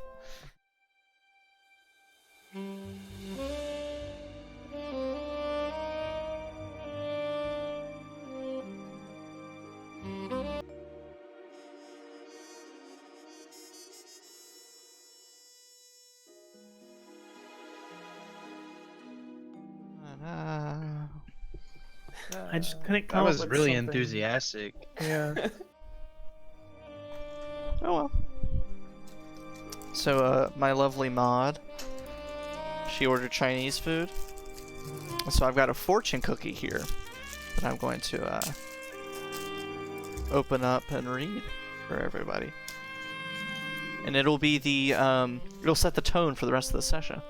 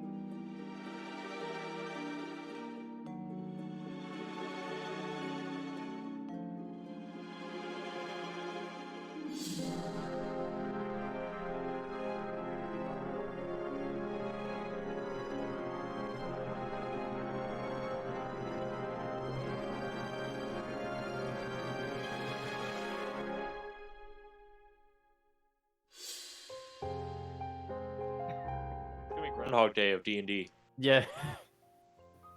Sound stopped working for some reason. Alright, so my fortune. Find release in your cares, have a good time. Oh, and it told me the Chinese word for homework. How about Do that? your homework. I feel like your fortune cookie is being passive aggressive to me right now. Yeah, Do it's your just- homework. It's just a general broadcast to everybody out there who's in school. Do your homework. fucking homework. Now, to In the be words fair, of our dear friend Christian Roseborough, go to class. to go to class, yes. Also, do the extra credit. I know you think, oh, it's extra credit. I don't need to do it. Trust so me, fucking worth do it. Just do it. Do it. Just do it. You know, get into the get a habit of job. doing things you don't want to do because Because That too. life is going to be that. life is Yeah. gonna be that. Welcome to a job where you're like, man, you know what I want to do right now? Play anything. Do anything. Literally else. anything else. Do anything else. My favorite part about working that job that I worked in Durham was that, yeah, I had to do mind-numbing data entry work all day. But I just, I got through like 3 episodes of Critical Role. Yeah, in pop in a workday podcast. because Good they work. didn't care, and I didn't Hey, have to think you got too to leave much. the house. It's something. Oh, I freaking suck. I forgot to start the giveaway before I ran off and almost peed myself. Well, give me 1 second. I think you're a wonderful person and DM. Thank you, Travis. You're the only one who's nice to me. Are you trying to win the giveaway right now? Like, what's happening here? I'm trying to win Logan. Is that a Mhm. possibility? Is that what we're giving away? That Talk, changes That everything. should be like if Logan ever becomes like a Twitch partner. Talk that to your should wife. Be, yeah, that'd be the giveaway. It's just like you get literal Logan. I You just can- want Logan to move to the same area that I'm in so that we can play D&D in person. That's all I'm really hoping No, for. it's funny. We kind of realized this whenever we went down to NC for a wedding. And yeah, Rachel, she plays like video games all the time with Travis online. Like, pretty regularly they play video games together. But it sort of dawned on Rachel, like, before we came out to NC, she was like, I don't think I've ever like met Travis in person. Like, maybe in passing at a PMA SAI event years ago, but that would have been it. And so, like, Yeah, maybe. it would be nice to finally live in the same area again and actually like see each other, because it's been a hot minute. Yeah, but then you have to be far away from Not remember Xavier. the last Yeah. time I played D&D in person. Oh, Todd, your mic's doing the thing. Oh, Todd, stop eating it. Todd. But blow it's so blow on it. tasty. All right, it stopped. I guess you're good now. Yeah, I mean, sometimes I literally am not even moving, and it did a thing. But yeah, that would be the thing is like more people live near the Charlotte area than the Raleigh area, so I kind of, gotta split the difference. Gotta. I mean, see, Charlotte and Raleigh is not that bad of a drive. It is, but It kind of is. Is it like 3 hours or something? I'm not doing it weekly. I can tell you that much. I'm just saying, just pop in a couple podcasts or two, and you're fine. I'm just saying, hot take, Xavier's. North Carolina is too long. Make it shorter. I'm just hot take. Xavier's moving to Raleigh anyway. Split North and South Carolina into North, South, East, and West Carolina. God. I'm just saying, you just have to move to Raleigh. You're right. I'll do it tomorrow. Please do. You'll get a different job here. A different one. I don't know if it's better or worse, but you'll... honestly. If you said better job, but then I would have been all aboard. But you just said different, so I can't guarantee you and your own things, you know? Yo, TBH, if I ever move back to the Raleigh area, I would have to either get a better paying job or find a really cheap place in Durham because Yeah. that sucked. Obviously, the choice is to just get a better job, right? It's Yeah, so easy. just get a better job. Then I just have to get my It's that easy. Just do it. It's funny because while I was out there, somebody that I knew from here was working at a company there, and they had an entry level quote unquote data entry job, basically doing the exact same thing I was doing at the company I was working for double the pay. That tracks. Except you want to know what the minimum requirement was? A fucking bachelor's degree in literally it didn't matter. Like they legitimately said, we don't care what it's in. If you have a bachelor's degree, you're eligible for the job. And I That's went, some crap. I could be making double what I'm making now doing the exact same work. Exact same work. That's some crap. And the only thing that stands in the way is a bachelor's degree. I was like, down "You've with gotta be higher kidding me." education. Down with higher education. Down with capitalism. Fuck this Down with Borrow getting your coworker's bachelor. down with the system. Steal from the rich. Alan. Eat the rich. Alan, have you started? Are you doing your? Not from them? It's they've stolen from us. I mean, exactly. Alan, have you started your internship yet, or is that coming up? That will be starting mid-January. I'll be moving probably around New Year's. Oh. Yeah. Which also, I was thinking about it, and like, I'm gonna be driving like 11 hours away. Yep. And still be in the same time zone. Yeah, it's But a 2 bit hours messed up. away is you in a different time zone. We're to be fair, we are at the like very eastern edge of like central time zone. So like Yeah. we're barely When we went up there to central time. visit, you remember, Alan? It was literally like, we were like, it's like, oh, we're an hour away. No, we're not. Yeah. It was like, It's like we stayed in the Eastern time zone for so long on that trip. It's like the vast majority of how long did it take us to get there? 11 hours? And it's like the last hour it switches to central It was time. around 10. Yeah. Depending on where you leave from. I know if you leave from Boone, it's like 9 or 10 hours, but if you leave from Charlotte, it's like 11 hours. honestly, that drive, not that bad. Yeah, No, It did not feel that long. because like the mountains were pretty, and once you got out of the mountains, it was just like basically Oh, yeah, a straight drive. It's just I mean, yeah, farmland. the fields Through- are mind It was numbing. zooming through the Virginia mountains. Bill that screwed me up. Whenever Rachel and I went, that park that we all peed in, you know? Yeah. maybe don't admit to public urination. No, No one was There there. are bathrooms. Oh no, like There- this they was were straight locked? up Bathrooms were abandoned. chained closed. It was No, like they were. the place It was was, like, straight up being abandoned. constructed. So before we start, story time. We're driving. We're in the middle of like Virginia. Or Kentucky And or something. We're I out have there. to. Yeah, it was Virginia, Kentucky, something. No one cares. Doesn't matter. They're the same to me. We're driving, and I'm driving. I'm in Carson's car. Alan and Austin are behind us in Alan's car, and I have to pee. And I see just like we're at an intersection. And I'm like, right? It says there's a park. Let's just go right and see how long it takes to get there. And I just make a spontaneous right, and it goes for like we're driving for like 10 minutes before we get to the park. Mhm. And I'm like starting to sweat a little bit. I'm like, I made this decision, and I'm sticking with it. I don't care. And then we finally reach the park, and it's chained, and we just decided to pee anyway. I mean, you And then gotta we go. got back on the road, and it was And fine. the lake was fucking drained. It was like a lake or something, Yeah. and it was bone It smelled dry. terrible. Smelled like a poopy lake. Smelled like a lake full of poop. You gotta do what you that's gotta like we were just like, man, Like we stuff we're going. waiting for like a scene out of Deliverance to happen like right now. That's Jessica, what we you were don't. Jessica, I'm sorry to say, but they're the same to me. Kentucky, Virginia, they're above us somewhere. Virginia is definitely better than Kentucky. No, yeah, Kentucky has the worst graphics of any state. Like their skybox is terribly rendered.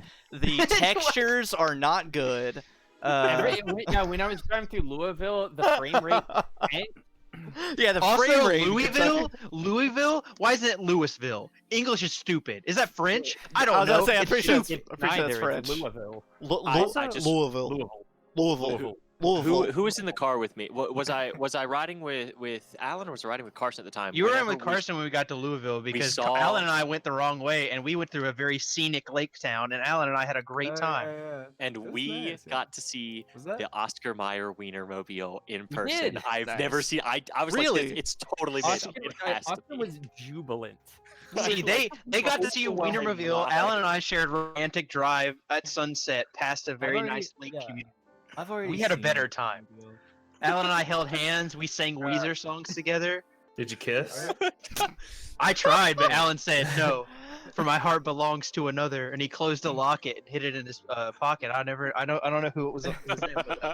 Is that where we did the Yui? Yeah, because you were trying not to go. You were trying not to go to the toll bridge, and we tried to go around it, and we ended up just going by it anyway. Yeah, Alan, remember when you popped that Yui on the highway? And I look in my mirror, and Carson is cackling in the car. Oh my god. Classic Alan driving stories. For I think more we of those, all subscribe made to. the mistakes that it was tied between me and Alan, who missed the most turns. If you want some more stories about. No Narc stream. Oh fuck! I'm bad at doing shoutouts. I forgot the actual shoutout command. I suck. If you Anywho, want to watch me, I'm streaming right now. yeah, he's streaming this stream right now. Streaming this stream. They last streamed just chatting. Man, that was a really good tangent. I like that. Thanks, everyone. Welcome to what it's like to know. We're us and thinking know about us. doing more podcasty type stuff, and if you want to see stuff like that, tell Logan and make him do it. Yep. Yeah, so that we can Poke do it him that really way. hard in the stomach until he gives in. Until I pee That myself. must be Rachel's job. Hey, Mod, can you poke Logan in the stomach really hard so he does stuff? No, Rachel won't do it. Rachel won't. She might. Every time I go, hey, Rachel, can you like poke Logan in the face? She's like, no, that's mean. And I'm like, it's not mean. No, usually you're telling Rachel to be mean to Logan. Also, Well, I just shout think out that, Rachel's channel. Yeah, Rachel, she's pretty cool. I looked Rachel over, streams. she smiled and shook her head no. Rachel's a good partner. She doesn't bully you when I ask her to. I love it. Thank you for not Is that bullying the me. requirements? Yeah, that's basically it. Yeah, don't listen to anything I say. Everyone wins in that requirement because no one ever listens to me. Very low barrier to entry, but all right. I mean, It's true. you'd You're think. welcome, everyone. You'd think. Alrighty. Yeah, and my new partner's great. She doesn't pants me in public, which is an upgrade. Oh my She has yet to publicly demean me, which is really a high bar compared. Bully. Meg is right. No one ever listens to J-Pog. These are facts. Thanks, Meg. Should We got anyone? Meg in the chat? We got Meg in Oh the my chat. God, hey, Meg. Welcome, I Meg. don't believe. Shout in out to Meg. Meg doesn't exist. What are you talking about? All right. I was about to say bullying your significant other. Meg is not my significant other, but That's not what uh, Austin's saying. He's making fun of his own significant other. I'm making about to my say, Travis has a is in the wife? chat right now. Travis has a wife? Does Jessica bully Travis, you, do you hear Travis? monogamy is canceled? Face off Fritz, Rachel said yes. Rachel's declared it, so there it is. That's only because she wants to steal your girl. I don't know what you want. Wait, what's still Jacob's girl? Jacob has Do a I girl. have one of those? Yeah. Where is What? she? All Tell right. me. So- Tell me It's already now. stolen. It's If too you late. look It's too under late, your bud. seat. So Pretty much- let's try to rein She's this not back in just a hair. So we have more entries in this giveaway than we had the last, and that's really all I aim for. By that, I mean more than just our party entered in. So there's a chance. Oh, okay. Abigail, rude. I talked to a lot of people. Now we've got I think 2 player people in the chat, so let's see how this works out. Congratulations, Alan, you're making an NPC. Alan! Yeah. Can I give it to? If you want to. Yeah, I'll give it to somebody. I think actively we've got Meg in the chat, we've got Estrella in the chat, we've got Nobushi Nueve in the chat, we've got Jess in the chat. Did I already say Jess? I did not. Yo, Bet. I know a good person to give it to. Who? Jessica. Bradley. You're stinky. Oh, we got Bradley in the chat. We got Bradley in the chat. Mm-hmm. Where was he? I saw him. There it is. Yeah, give it to Bradley. Bradley will come up with something crazy. Alright, Bradley, you got it. Bradley, congratulations, Hell yeah. Trap Chun. You are making an NPC for the campaign. One of these days, I will be able to force Logan to do the Knoll voice I came up with. Why? Bribe Bradley. So yeah, Bradley, I have your number. I'll just text you what we want to do. Yeah, so congratulations on that. That's gonna be a lot of fun. Getting back to the things, a lightning bolt just struck through the energy field that protects the garden, caught one of the patches of garden on fire, and everyone was escorted down to the exhibits as everything was tended to. I have a question. Yes, you have a question. Could I have tried to like slip away and stay on the roof just to see like around, see like just hide and like kind of like stand in a corner and just be unassuming and see if anybody is gonna like, I don't know, monologue or be evil? Make a stealth check for me. My first roll of the night. Dr. That's Evil's a gonna come 19 plus the 24. So you slip away, hide away as everyone is ushered down to the spell elevator and taken down to the exhibits. You hide up there, and at this point they've turned off the energy field, and you are being rained on, trying to hide behind some of the plants and stuff. The various homunculi are running around trying to harvest any of the remaining plants that survived, as now that the fire's gone out. The bartender is furiously grabbing at all the drinks and snacks that they can take with them, and all the waiters are as well, to take to the spell elevator, take down to the exhibit. But as far as you said, evil monologues go, I guess I'm more so, I mean, is there anything like suspicious going on up there besides just like the chaos of like when you plan a really nice picnic and then it starts raining and everyone's like, save the slaw. make an insight or investigation check for me. Let's see. Think of the slaw. Why slaw?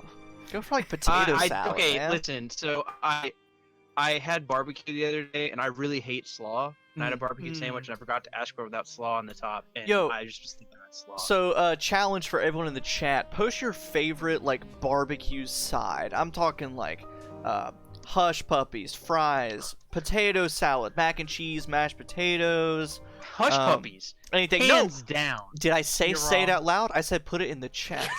Put it in the chat. Play the game. Did I? Hush puppy gang, rise up. This guy said, "Did I stutter?" Did I stutter? 21. 21 investigation. 21. Yes, Meg. Hush puppies. Yes. Let's go. Ooh, mashed potatoes with gravy? That is a good one too. That's a good one. Cobb? Corn cob? Wait, cob comes with a weapon and it's tasty. Corn Cobb? I've never heard someone just say, Cobb. "Bro, I'm hankering for some cob." I just hired cob. I acquire cob. Egg salad? Yo, That's egg salad's Abigail, a good Carter one. Brothers is closed. I don't know if you know that. Carter but- Brothers? I don't even know what that is. Carter Brothers is closed. They don't exist anymore. Anyway. Oh, Very that's sad. So I rolled 21 investigation. It's trying to discern suspicion and anything else. From your time in Sharn, this is somewhat of a freak accident, so to say. It's not a common a common occurrence by any means, but I mean, it would be unheard of for lightning to strike one of the towers. In fact, that might be fairly common. But the fact that it was so powerful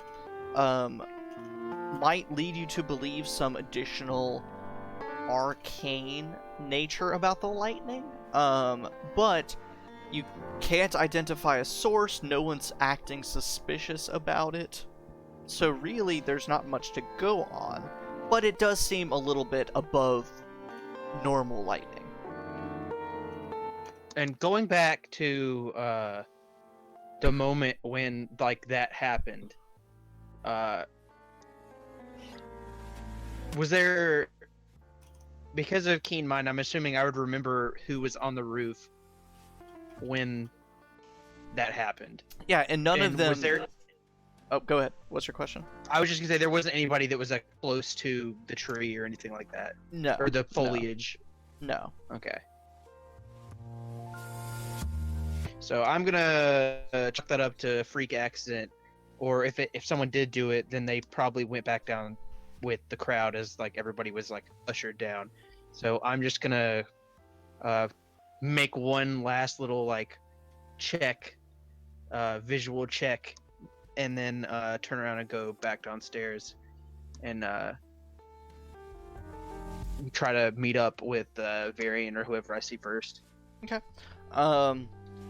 So as you make your way down there, everyone's kind of resumed their merrymaking and snacking and drinking. Everyone emerges from their exhibits that you were looking through. Cornelius, you have not had the chance to go into the themed exhibit specifically.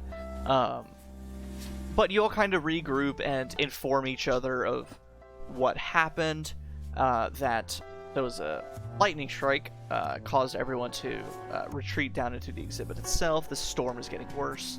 But now you can, all of you, go about however you would like. I know that's a lot of pressure and a lot of vague stuff. So, assuming Varian and Ithrael, you are still kind of speaking to one another. Spike and Kara, you're still speaking to one another. Everyone else, you've emerged from your exhibits, and you can now kind of move freely, break off from your groups, join a new group, check other exhibits, things like that. I kind of want to find like Spike just briefly, and like not like interrupt what he's doing, but I would like to use detect thoughts on Carrie real quick. Not Carrie. That is not the nickname that we established. What did you for with her. Kara? Sorry, I was Kara. sorry, dude. Your surface thoughts, as she's speaking to Spike.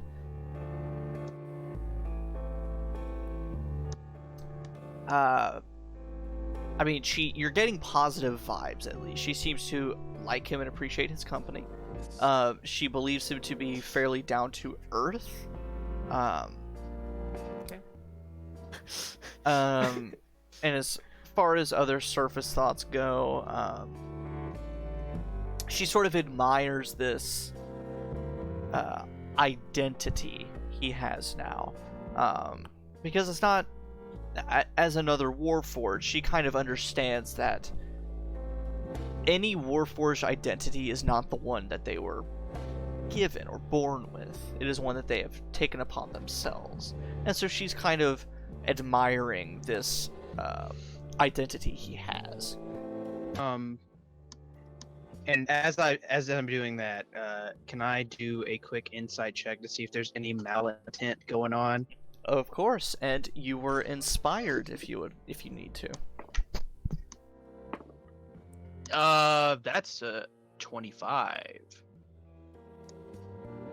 You don't sense any malintent. Again, Warforged's body language and facial features are a little bit harder to read. But just based on the way she's standing and speaking to Spike, she doesn't seem to have any negative intent toward him or anything. Cool. Before I turn it over to somebody else, I do want to find where Varian is, and kind of like, is there anybody like watching? I guess not even just Varian, but I'll stick with Varian for now. Is there anybody like watching him and Ithernel? Anybody watching the two of them like a little too closely or a little like suspiciously? Because like she was the person of the hour. So because there's some additional information that I want to get out there, just make a general wisdom check for me. Not insider perception, just wisdom. I'm gonna go ahead and use that inspiration. There it is.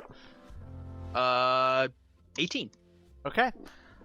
You look around at the other people watching, Ithernel and Varian, and at this point, most people are partaking more in their drinks and snacks than anything else. As far as watching the Lady of the Hour or Varian,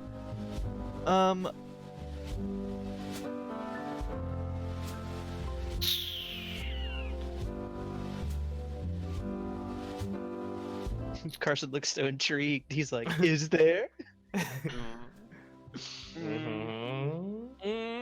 You see, standing nearby, you get the vibes that it's a halfling man, older, wearing very nice, well-tailored suit of these kind of earthy green tones, completely bald, brown skin, but bright green eyes.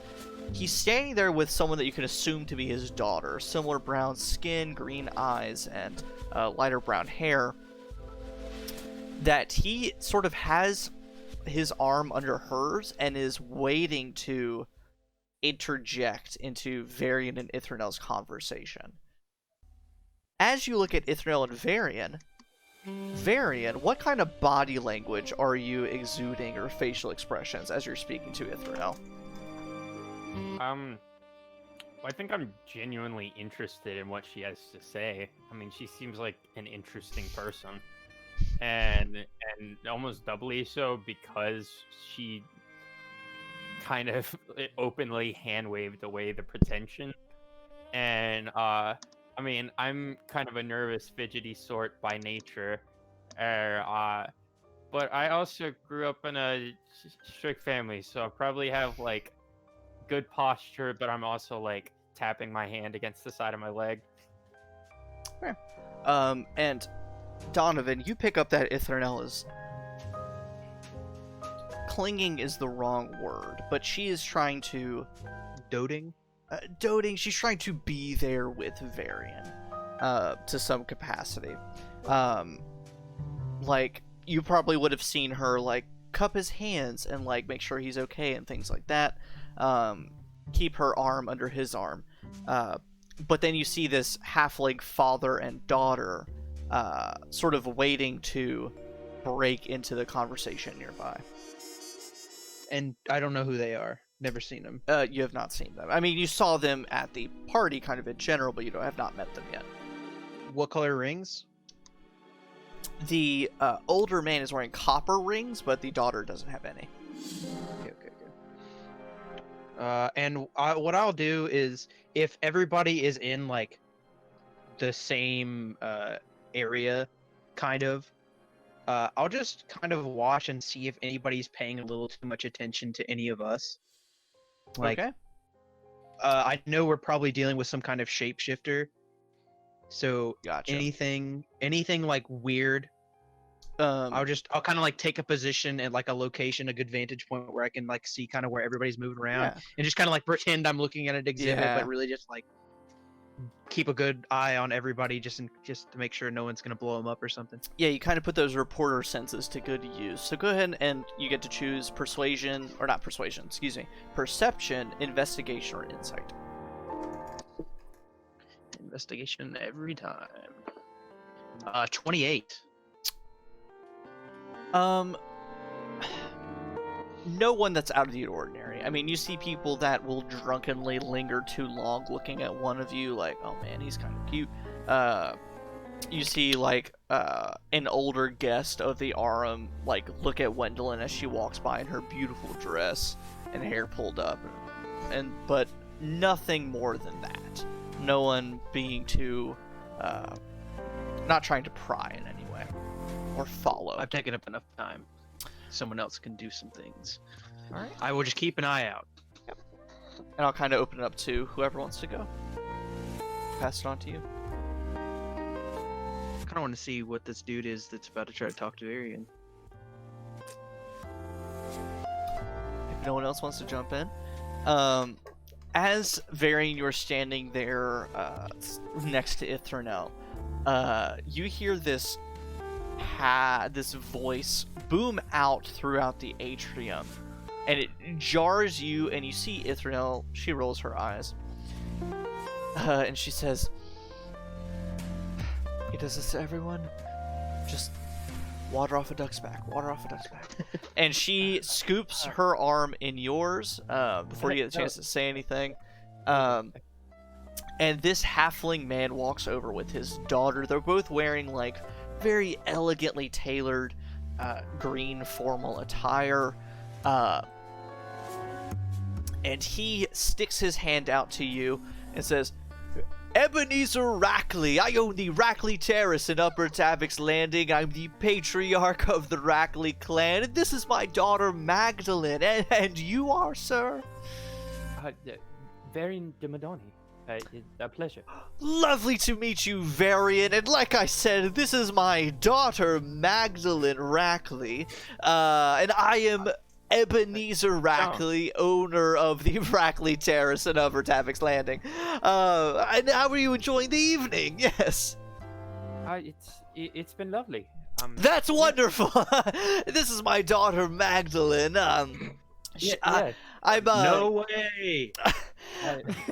She is my oldest child. And he does that thing that older family members, like older male family members do, where he like forcefully like shakes her shoulders a little too much, and like he just has a force about him. He's like, this is my daughter Magdalene, kind of thing. This is my daughter, not yours. Yeah, it's really weird. If anybody tried to take her, I would shoot them. Yeah, it's that kind of vibe. Oh, I thought he was trying to like sell his daughter or something. I mean, you haven't gotten that far yet. Who knows? Maybe he is. God. What's this guy's name again? Ebenezer Rackley. He owns the Rackley Terrace in Upper Tavix Landing. This is his daughter Magdalene. Rackley. Okay.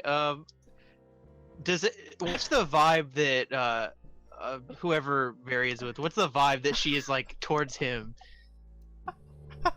Varian, it's not good. Yeah, I'll say Varian and Donovan, if you want to make an insight check on Magdalene. Cool. 16. Insight. 25. Very cursory inspection. She's embarrassed to all hell. She does not want to be here. She does not want to be next to her dad. You can see that she's shy and a little bit reserved, but she's trying to put on this like, yep, I'm a Rackley. I'm in the Rackley family. But she is being kind of reserved. She's not used to this kind of spotlight. Have I heard of this family before? You would probably know the Rackley family. They're mostly from they're from Upper Tavix Landing, and the Rackley clan. They're a clan of halflings that immigrated here.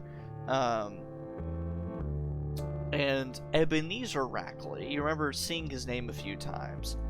He owns this very, very fine, like, lounge, or as Varian would know it, as a salon. Hello. A salon in Upper Tavik's Landing. A throwback to, I think, our first Yeah, this campaign. that's a deep cut. They own this salon in Upper Tavik's Landing. They're a very kind of well-to-do halfling family. I mean, they're not a dragon-marked house. They're not a widespread clan, but they're doing very well for themselves. They've made a little bit of a name around the upper city. Like nouveau riche. Sure. New money. Sure said a word. I'm like, okay. They're new money. Yes, quite new money. Thank you for using the layman's Thank you for terms. teaching us stupid people what that means. And still like kind of grasping Magdalene, Ebenezer says, I've been thinking of retiring from the business soon, and as my oldest here, Magdalene's wanting to take over the family business, take over the good old Rackley Terrace, and you would kind of get a vibe like, kinda, like she will, and it'd be cool, but she's not like wanting to. Yeah. Says, and I just thought it'd be good to bring her and mingle about, meet some of the amazing people of the upper city, the Madani family. And he goes to shake your hand again, really awkwardly mid-conversation. So this guy's just trying to set his daughter up with somebody, is what this is. It's either he's trying to set up his daughter with someone, or just trying to be like, hey, remember her when she's running the business, like, make connections, that kind of stuff. He's new money trying to schmooze with old money. Exactly, but he is not giving anyone else room to talk. He's not giving his daughter room to say anything. And says, hey, Madani, wait, you're Huis's kid. You're in school? That's my dad's name, right? It hasn't come up in a while. It has not come up. That is your dad's name, Huis. Okay. Yes, I'm a Mulgrave. I'm studying. Yeah, that's a wonderful school. Yeah, they're doing some great stuff over there. And immediately, like, you're observant. You can read people. He's not interested in you. He's interested in that you remember his daughter later on. Like, that's... So he's just trying to, like... Does Varian want this guy to leave him alone?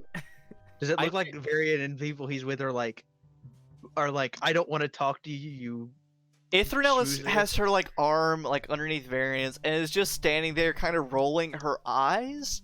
And you get the vibes from her. It's not that she's just, like, done with him. Is that she has tried to work with him before and like tried to talk to him, and it's never worked. So she's just like, "All right, wait it out. It'll be over soon." Like, if Varian looks like he does not want to talk to him, I will create a ploy to get him to leave them alone. But I will wait and see how Varian looks in this moment. I think I just look overwhelmed. I'm just. I'll go over. I'll like head over, and Mulgrave, yes. Magdalene, yes, you said her name. Charmed. Oh, Ebenezer, hello. I'm with the Sharn Inquisitive. Would you mind answering some questions about your very important and reputable business? And immediately, his vision changes. He's looking at Donovan. He says, "Of course, and he shakes your hand and says, Ebenezer Rackley, owner of the Rackley Stairs. This is my daughter. Ah, yes, Mr. Rackley. Let's go over here. Let's these people get back to their drinking." Yep. And I look at Varian, and I'm just like, this fucking guy. And I get him to leave them alone. Good. I love it. And so I'll listen to him talk, and I'll like pretend like I'm writing stuff down. But I'm actually still just looking in the room and focusing and still watching, doing the thing I was doing earlier. But I've just done my new friend a favor by getting annoyed. Yeah, and as like you've you've probably dealt with these people a lot before as a reporter, and Varian probably as well as a student. Blowhards. Yeah, you get the vibe like he's the kind of person that would ask you how you're doing just to talk about how he's doing. Like, he'd be like, "How are you doing?" "Oh, I'm fine." He's like, "Yeah, my cat died this morning." Like, he's that kind of person. Like, cool. I'm just writing this fucking guy over and over again. Yeah, not a pleasant time, and you can But see. still watching. His poor daughter. Yeah, and his daughter the whole time looking at you, just like, "I'm so sorry." And I'll ask her. I'll start asking her questions like what she thinks, and if her dad tries to interrupt and speak for her, I'll be like, no. Let's listen to her. Yeah, and they're both I'll give her a halflings. But sympathetic look to her as Donovan is pulling them away. Yeah, and she's like middle-aged. She is a woman at this point. She is fine. Like, but he is so caught up in the business that he's just too caught up. But you pull them aside. Wendell, Oleg, the rest of you, Spike, Cornelius, is there anything you would like to do as this is happening? Am I still on the second floor? You can go wherever you want at this point. We're kind of free moving, whatever you want to do. Okay. What's a floor we haven't gone to? I'll just go in the spell elevator and blindly pick a floor. You blindly pick a floor. Roll a d6 for me. 6. You go up to the top floor, and Cornelius, are you still planning on going to the Signs of Fiends exhibit? Yes, I am. Wendelin, you board at the second floor. You take up the elevator, and it ding, at the 6th floor, and Cornelius steps through. Hey, partner. Oh, fancy seeing you here. Where are you going? Up, just one. Yep. So Oh, you. And then you see Wendell look. Yeah, me too. Yep. Oh.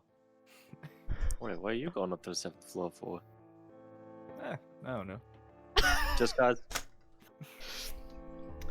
Might as well. And on the There's 7th. all kinds of weird stuff up there. It'll be interesting. Wendell does not know what to do at these events. She's never really like Clearly. been in the high class areas, so she's just kind of like, you know, it's not like she's tripping on her dress or anything, but like, yeah. She knows how to walk in heels, but that's about it. So the two of you make your way up to the 7th floor, where the exhibit Signs of Fiends is on the left, and Drome Magic is on the right. And for my two players' benefit, Drome is the nation, the area where the quote-unquote monstrous races are from. That's where a lot of orcs come from. That's where a lot of goblins originate from. Gnolls, shifters, things like that. Tieflings? I believe so. I think the Shadow Marches are also at least near the Drome area. I'd have to look at the map to double check that. But it's specifically where a lot of the monstrous races come from, and for you two specifically, as long natives to Sharn and long natives to the Sharn lower city and underworld, Drome is the home area of the Dask, the criminal organization. The Dask has ties in Sharn, obviously, but the Dask also spreads all throughout Eberron and has roots in Drome. So there is a exhibit dedicated to the magic of Drome and fiends. Cool. And you two you can go. split up or do whatever you want. Squitch told me that there was a person of interest over in the fiends section. I guess you need backup. I should be all right. Maybe see if there's anybody in the other one. We can cover both at the same time. Maybe get a good look at what's going on or in these places. And I guess we can just meet up back here if you meet anybody weird. Cool. And I go to the other place to find weird. Sweet. Wendolyn, if you'll roll a d12 for me.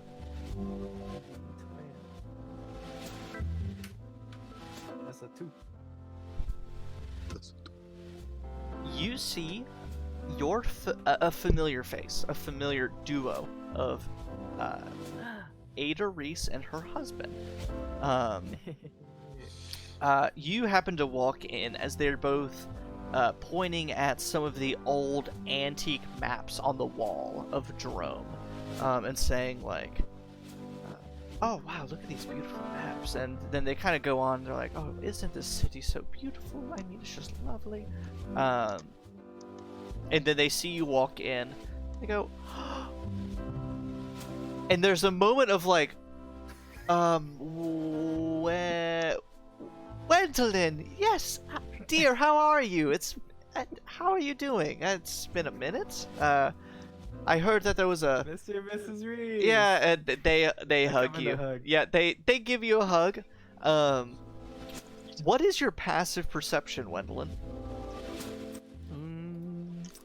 This is the first time I've looked at my character sheet all session. 13. 13? Awesome. They both like pull away from this group hug, and they say, "Are you interested in Jerome and its magic?" I'm looking to broaden my perspective. Of course. I mean, we are from Zalargo, so we do not necessarily know much about Jerome's history, but we are. She turns to her husband and says, "We are map makers, so we understand a bit of the geography and the history of Jerome. We can walk you through a little bit, but we're mostly just here for fun commentary." Yeah, sure. If you don't mind me joining in. Absolutely. And her husband's name is Miro Reese. And they talk about all sorts of stuff about some of the bigger cities in Jerome, how they kind of differ from Sharn. Specifically, so how Sharn has sort of turned magic into a technology of the city. Jerome has sort of turned their magic into, like, tools and functions and weapons of the city. So it's a slight variance, but still very similar. But, you know, there are all varieties of monsters that live in Jerome, and they change the course of things. Like how in the Sharn Watch, you'll see, you know, a dwarf guardsman handcuff someone who's being too rowdy, where in Jerome, a harpy might sing someone to sleep if they're being too aggressive. So it's, you know, they use their magic for all sorts of functions. Oh yeah, like Jigglypuffs. Yes. Yes, of course. The horrifying Delkir monster Jigglypuff. It's canon. It's canon. The Jigglypuffs are Delkir. Great. Eldritch Monstrosity. Are all Pokemon Delkir? Just Jigglypuffs for some reason. Are Pokemon canon? They are now. Just Jigglypuff for some reason. I have to make a new character. They talk about how, like, in certain parts of the city, or not city, parts of Jerome, lycanthropes run wild and run most of a certain portion of the area, and all sorts of stuff. And so, a lot of the magical items and artifacts collected in this exhibit don't necessarily look the part. They are rough, largely made of, like, just wood and stone and bone and things like that.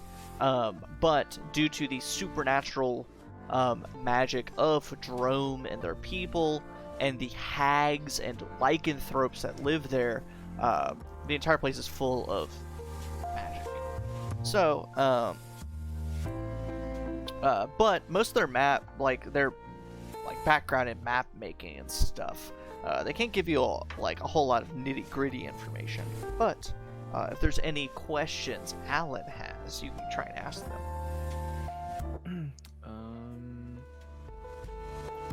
Yeah, I guess I'll pick their brains on. So, what did you think about the ceremony? you see that Miro and Ada have kind of a, that classic like 90s TV like relationship where he's really quiet and just kind of chilling, and she's kind of doing most of the talking. And so she pipes up before he can even think to interject with something. And Mrs. Reese says, "It was lovely. I love Ithranel so much. She has been just amazing to work with. And I'm so even if it was just such a short ceremony, I'm so proud to have seen her go through this transition. I'd love to welcome her to the Silver Concord. It was lovely. And the garden, can you believe? I mean, in a city like this, that was gorgeous. It was beautiful. Yeah. So you two know her pretty well for a while? A little bit. She got introduced into the Aurum, and we're sort of outside contacts in Zalargo.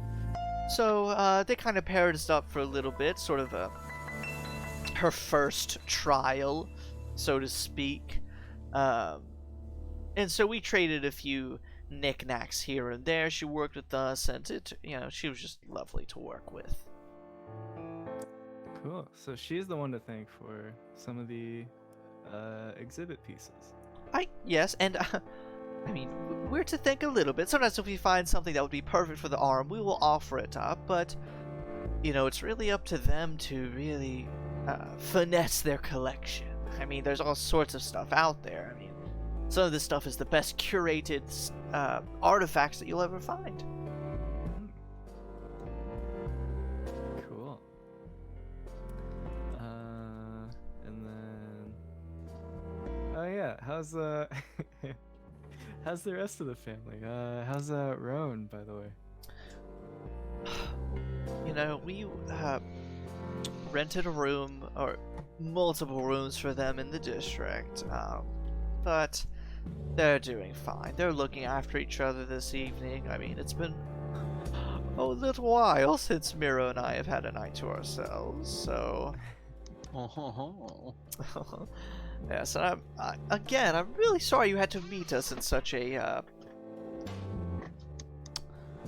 rough manner. I, for one, am very glad to have met you at that moment. It was lovely, and it seemed as though you were in a bit of a pickle. I'm not to put it down on everything, but I'm a little sad this will kind of be the end of it. I mean, we're heading back to Zalargo tomorrow morning. I mean, it was just quick in and out of a trip. But maybe next time I'm in town, we'll look you up and check in. Yeah, of course. And we can send messages, house orient. They're all on that kind of stuff. So. Yeah. And whenever you're in this town in the future, if you never need anything, just holler at me. You are. She looks at her husband, who looks at her with like just vacancy in his eyes. Like, why the fuck are we standing here right now? And she looks back at you and says, "This is a lovely city, I will say that, but there aren't many who would be as kind as you are. I mean, you're very welcoming, as even as someone who's not from this kind of group." Well, I like to think that all of Sharn is one big family, I like that. I like that a lot. Maybe we'll vacation here a little bit more. Anyway, I'll leave you two to it, and go check on my friends. Sure. Enjoy. Glad to get to know you a little bit better. And you as well.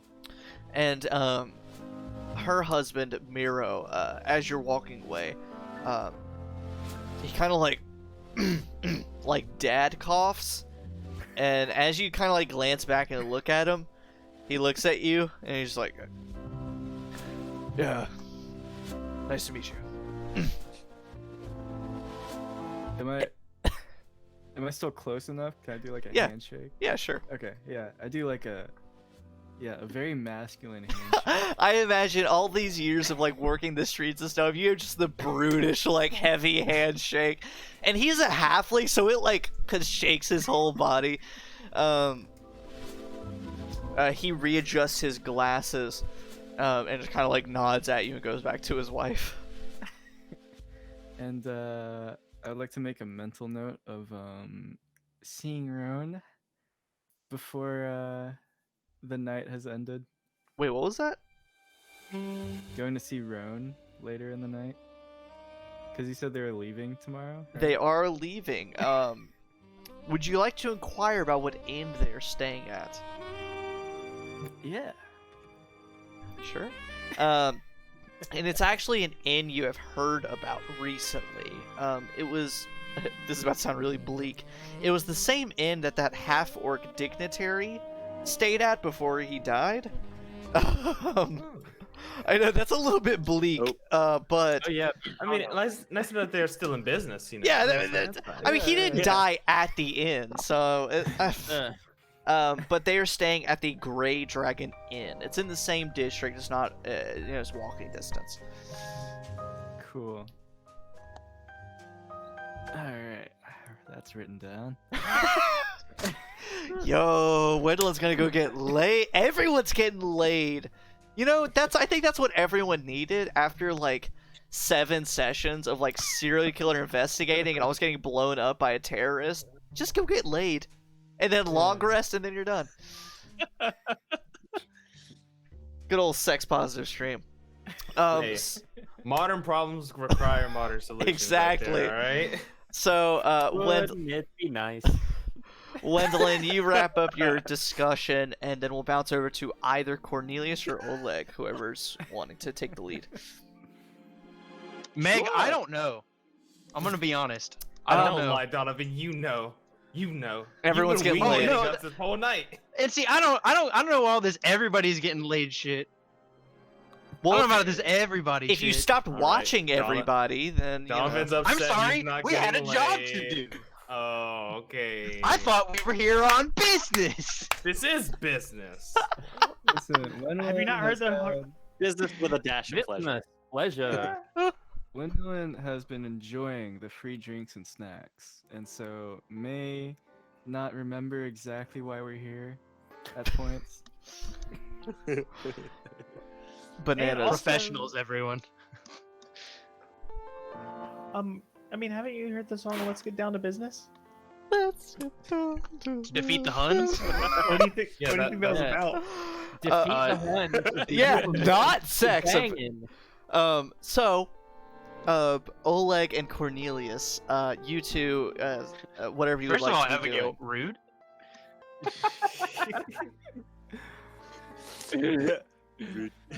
I wish I could highlight that message post-mortem. Post-mortem. What a way to put that. You know, murdered by words. Somebody highlight that one. A literary lashing. I'll do it. Don't worry about it, guys. I'll get on it. I'm pleading the fifth on this one. I'm Switzerland. I'm neutral here. I don't want to get into the middle. First of all, I don't know who's going around right now having a lot of sex, but that seems like a very unsafe thing to do. All right. Oleg and Cornelius, what are you gonna do? Married. I was like, what are you, my dad? What are you, my dad? Are you Logan's a like, let's all make fun of Jacob, but before Jacob says anything to defend himself, back to business. Let's get down to business. Let's be mean to our friends on the internet. I'm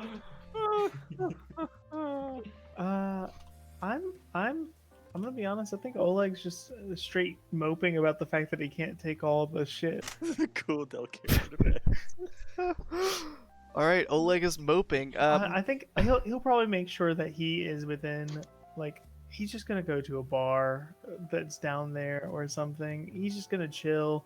He's not even gonna drink really. He's just gonna drink some water, maybe, like just chill in a corner. And I think he's gonna work on his next invention. I like to think you observant people and like those of you that are like quick of looking around, you would glance over at Oleg, like leaning against the balcony banister, a little bar napkin, drawing on it, drinking some water, looking sad. Raindrops keep falling on my head. Speaking of drinking water, we just got told to hydrate, motherfuckers. Oh fuck, yeah, fine. I don't have water, I have cheer wine, close enough. It's not the same thing. Alright, Nobushi Nueve, you have convinced me. I will add in the hydrate reminder. Rachel also said a stretch one. I think that one's good too. I just don't want to like derail the stream by us like having to drink water and stretch and stuff. Yeah, we're gonna take a brief calisthenics break. Alright, so here we go. I'll turn on posture check, I'll turn on stretch and hydrate. I'll turn on all three of those. So Oleg is moping about, making little doodles and calculations on a bar napkin, looking sad. Cornelius, what do you want to do? Going into the Fiends exhibit to poke around and also look for this person that Squinch told me about. Awesome. You walk into the Fiends exhibit, and a lot of the exhibits have been, the environment of the exhibit has been catered to what it's presenting. The Fiends exhibit, it feels weird. However, Cornelius, it feels weird in a way of like the tip of your tongue phenomenon. You're like, oh, I've felt this before. I've smelled these smells. I've heard these sounds. But it's not there. It's gone. But it's jogging weird, like, oh, I kind of remember this. And like a lot of the other exhibits, it's full of ancient artifacts covered in ancient script and magical items and things like that. The woman that's standing in there, you identify as a Kalashar almost immediately. As the moment you cross the threshold into the room, she turns and looks at you. And you can see by her angular features, perfectly symmetrical face, and this just an undeniable look in her eyes. That's a Kalashar. You can tell. She has a very slender, thin build, very dark, deep black skin, but bright golden eyes and like cornrow tied white hair that completely goes down her back.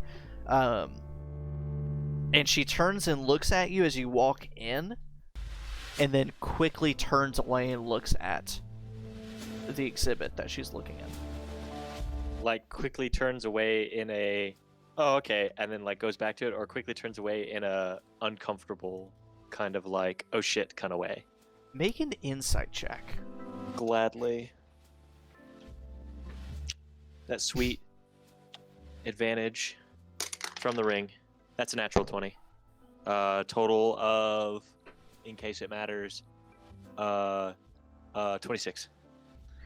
She looks away from you quickly, not in a relaxed way, and not even in a like she doesn't want to talk to you way. She looks away from you as if this is about to be a really weird reference. As if you're shopping at the local grocery store and you saw someone you went to high school with, or even worse, saw someone you dated when you were in high school. Like, she looked at you, you made eye contact, and she immediately looked away and just kept staring at the exhibit. That is both strangely and uncomfortably relatable, and a deep cut. I felt that. Everyone's getting laid today, boys. Everyone. This session has a lot of sexual tension. Yeah.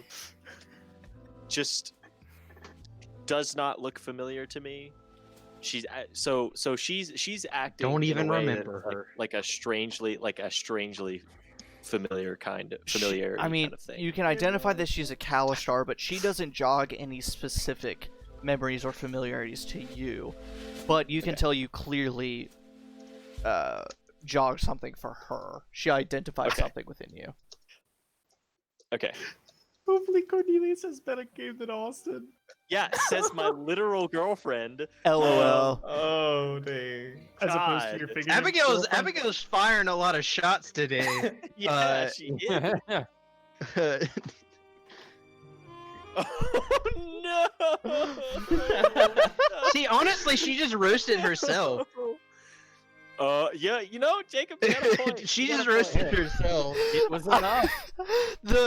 I like that we missed the Nobushi's smash cut to Squinch being laid out. Oh god. It all Oh my started with my God. father. Like I said, we're not okay. Everyone's so horny, you forgot that we're here to solve a mystery. People are Just dying. With the horny hammer. Hey, I'm Bonk. murdered as a serial killer running around. You're fine. I've got a boner. Hon- for Honestly, Cornelius is just is just mildly confused and drunk as hell. So like at most times. So like yeah, close enough. Oh, I love it. Quarantine. I might have to put away the chat. This is too good. All right, so yep, Cornelius, this Kalashar woman with the dark skin, light hair, looked away from you very abruptly as you entered in. I am just gonna kind of like not wanting to like curious to the reaction of just like act like you know me, but I don't know you. I don't think. Damn. And I'm just gonna like. I don't want to be like that guy who like goes up to somebody who clearly seems like they don't want to talk to me, but I'm curious. Austin is curious. Austin just wants to know. So I guess he's going to just kind of poke around at the exhibits and look at a couple of things, kind of like honing in on that feeling of like on the tip of my tongue kind of thing with the objects and the artifacts in the room. Trying to, out of pure curiosity, trying to maybe being around it for a little bit extra, like just like a minute or so will maybe jog a memory or something. But take a little bit, gauge the vibes coming off of her if she's still in the room by that point. And then maybe try to talk to her after that. Just like basically take a moment to be like, all right, we're gonna just gauge everything for a few minutes and then see what happens. Go ahead and just make a perception check for me. Oh boy. I'm good at those, right? Good enough? Spoiler, there are vibes. They're vibes. That is a dirty 20. Yeah, dirty 20 for perception. So you're looking around, and a lot of these artifacts of fiends, or the signs of fiends, like many of the other exhibits, they're pieces of rituals, pieces of old cultures, and it's not even just old cultures like wide lens. It is like picked and pulled from a variety of cultures all across the world, so it's hard to make heads or tails of any of it without going through and reading each plaque individually. One of the things that does catch your eye is two things. There is, in a glass case up on the wall, a map. You can just tell it is one of those unbelievably old maps, incredibly faded, and it is a sort of an old depiction of the Eberron multiverse, the different planets and planes that exist in the universe, in the multiverse. You read through the names that are at least labeled. Make Austin just roll a d20 for me. Oh god. Oh no. You need to get 10 or higher. We're gonna. Don't fail me now. We've gotten some posture checks and stretch checks, everybody. So make sure that you. Before we go to that, I got a 15. So let's Sweet. do that stretch check. Yeah, let's do a quick stretch as I'm looking through this book, and I run over my freaking toe with my desk chair. Ow! Wow. That was not Maybe you fun. shouldn't do that. I would like to not do that anymore. All right, everyone, time for some Eberron calisthenics.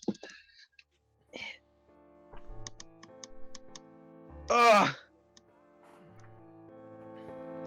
Oh.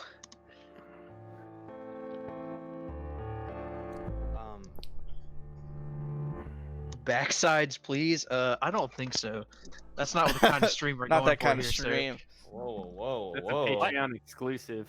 Sir. Yeah, that's a picture. You want to see this? Took us. Pay Logan $5. There, Cornelius. Yes. The one plane that your eyes fall on. I mean, you've heard of many of the planes. Like Dolur is the realm of the dead. It's the equivalent of like Hades. So people often will exclaim like Dolur whenever something crazy is happening. But the one plane that your eyes fall on, and you can't help but linger, is the plane of Dalcor. DAL space QUOR. Dalcor. And you see that it is labeled as Dalcor, the region of dreams.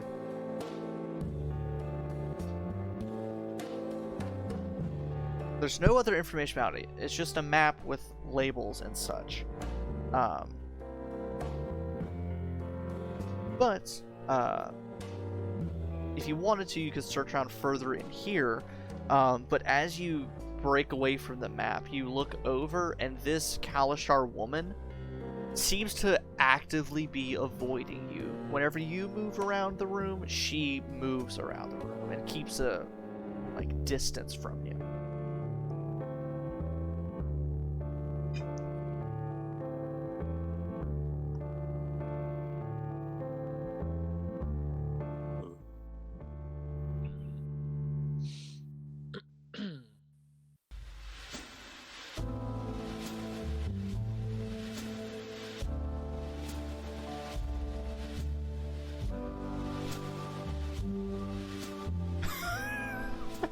What?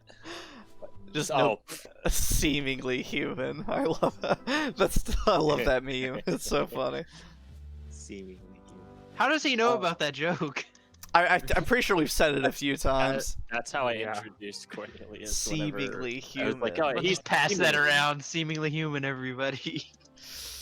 Everybody who's played a Kalashtar or Azamar, or you know the ropes. Seemingly human. So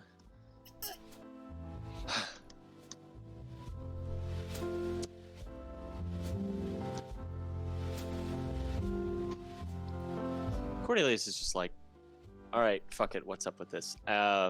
So he's just like, fuck it, and he's just gonna try to approach her. And just like as he's walking over, just, I'm sorry, do I know you? You seem to act like you know me. She turns away and steps back, still keeping her distance from you. It's very swift, like she had been watching you the whole time, and the moment you approach, she retaliates and backs away. And you So I'll just stop. I just hold my hand and go, look,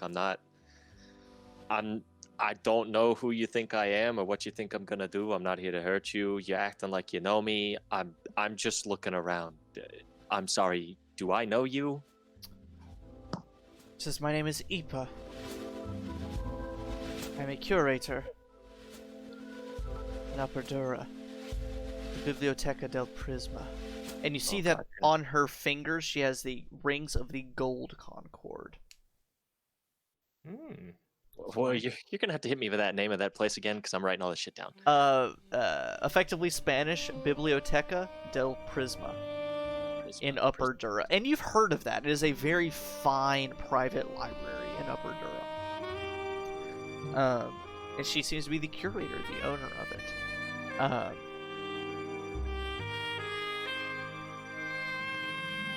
Says that Cornelius, is there anything I can help you with? I guess my first question, the thing you can help me with, is how do you know me? Because you're not ringing any bells. I'm sorry. I don't know you.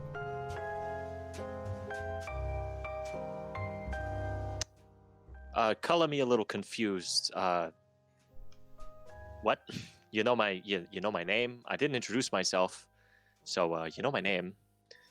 And you're acting like I smell like I walked out of a dumpster and look like I'm trying to murder somebody. And you say that you don't know me.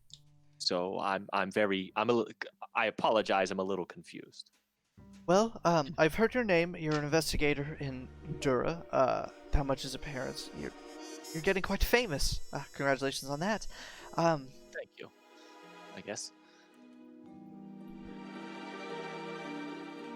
You are Kalistar, are you not? So I've been told, yes. So you've been told. What do you know of your quarry? I look, I'm gonna be honest with you. I woke up in a back alley about 10 years ago thinking I was a normal guy until I could start reading people's minds. So I don't know anything about this whole thing. Just somebody offhandedly told me I was a Kalistar. I asked them what the hell that meant, and they said it had something to do with my mind and dreams, and that's about it. I don't know a thing about what you're talking about. Cornelius. What you just said, is that a secret? Is that something you've kept hidden? Or to have kept close to your waking up in the back alley thing? Yeah. Yeah. Yeah, no, I usually don't tell people that. As far as they know, I am a Sharn native. Just for, that juicy storytelling. Gwendolyn, make a perception check. Oh my god. Oh no! I just saw it too. Here we go. We'll order of operations. Gwendolyn, your perception check. 16.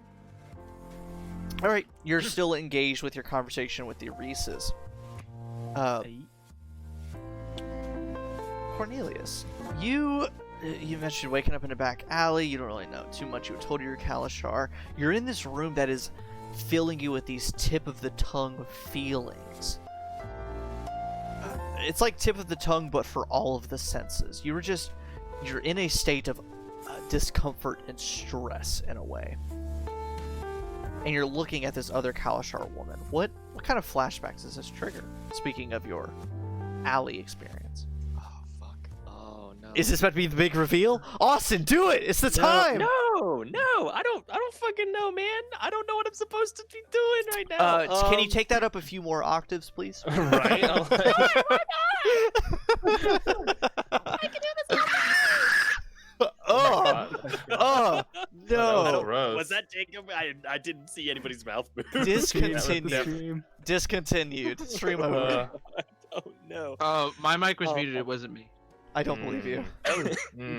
Okay. Oh fuck. Oh god, what kind of memories does this bring back? Holy shit. If you'd like, I could do it for you, but you know what? You know what, Logan? I don't know if that's as fun. I would. You know what? No, I would like you to do it for me. I want to be surprised too. Hit me with what you know about what I sent you. Hit me with what you got. I first need to figure out if I want to include the stuff you revealed in the Halloween one shot. Logan, he said hit him, knock him the fuck out. Yeah, knock me the fuck out. I don't know, man. Just do it. Go for the haymaker. Pull the trigger. Pull the trigger. Pull the trigger. So Cornelius, you are sitting there talking to this woman. You mentioned falling in the alley. You're bombarded with these feelings around you, and you are hit with a memory you are not familiar with. This is not. It's not the streets of Sharn. In fact, it is the streets of a village. It's a run-down, gray, dirt path village. The buildings are built up with some kind of gray sandstone type brick. The buildings are thatched with some kind of gray blackened grass. And as bleak as everything looks, you feel comfort. You see people you're walking past, and you know them, you remember them, you recognize them. But you can tell on this day that they are sad. They look at you with sadness in their eyes and on their face. You walk slowly from a thatched hut to the center of this village, looking around at all the sad faces. You look down and you're wearing clean robes. You hear some words kind of muffled off in your peripheral hearing. But you've seen this plenty of times before. This has happened far too many times for your liking. But it's come time that you have to pay your dues. And you know this. So you walk to the center of town and you look at a gray well sitting in the middle of town. It's probably 30 feet across. It's massive. And it just descends down into a pit of darkness into the earth beneath you, the gray dirt and sand. The people around you, your friends and family, they're all mumbling and whispering and chanting to themselves. But you know it has to be done. You've seen it happen over and over again. You hear some almost omniscient voice say to you, take the leap. And you step up to the edge of the well. You've seen it before. You take the leap into the darkness. But it's not a clean fall like you expected. The whole way down through the darkness, you can't see hardly anything. And then you feel a poof against one shoulder, and poof against another shoulder. Then you get flipped around. You're flipping in all directions. And you can see strange, glowing, ethereal entities in this darkness, fighting with each other, ramming back and forth like two elk. One of them flies directly at you and another one T-bones it, pushes it out of the way, and they keep fighting and keep fighting. And then you see what looks to be a strange ethereal figure, blue and ghost-like, with a single spot of swirling darkness in the middle of where its head would be. And it flies at you. It dodges out of the way of all these other ethereal beings and lets out this chilling shriek as it impacts you in the darkness. Then you open your eyes. You see bright light overhead. You see the flickering light of an ever-burning lantern.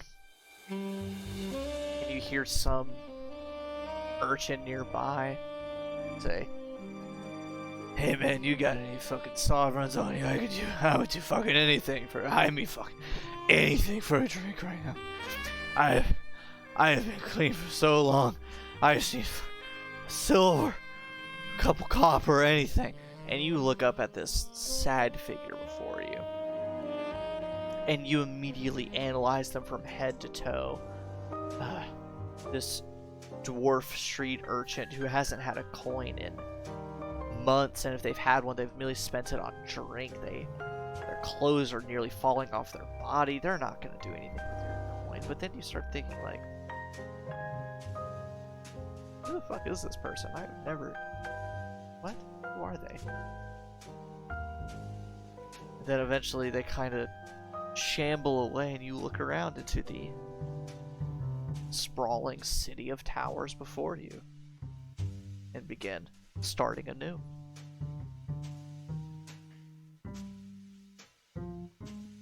And then this feeling of tip of the tongueness, it's still there.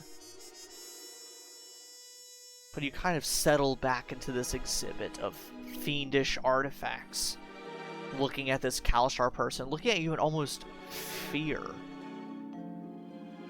And before, you could not, you just thought they were uncomfortable, but you can now see fear on their face.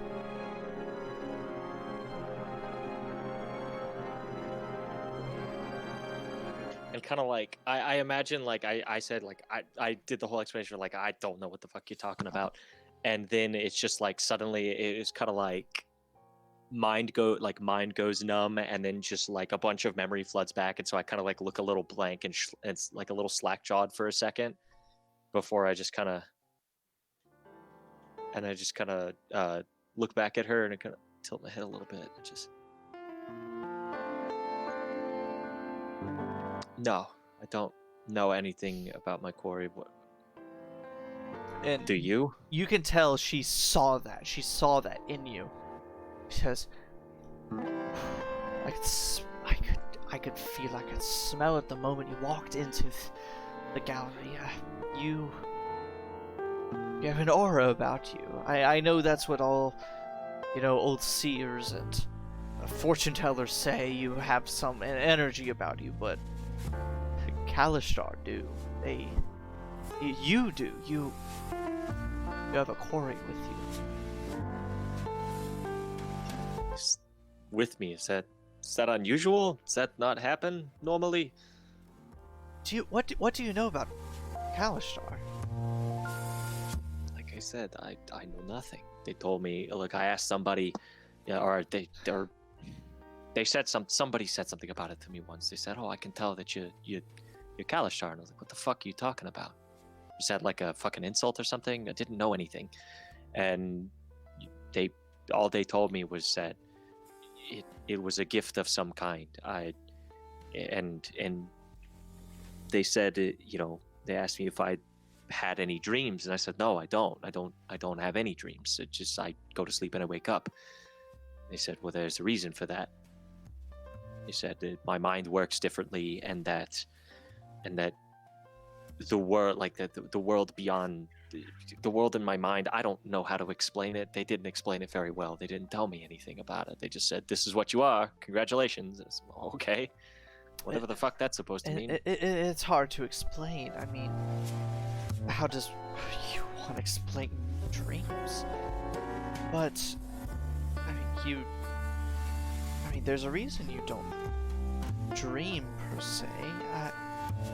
It's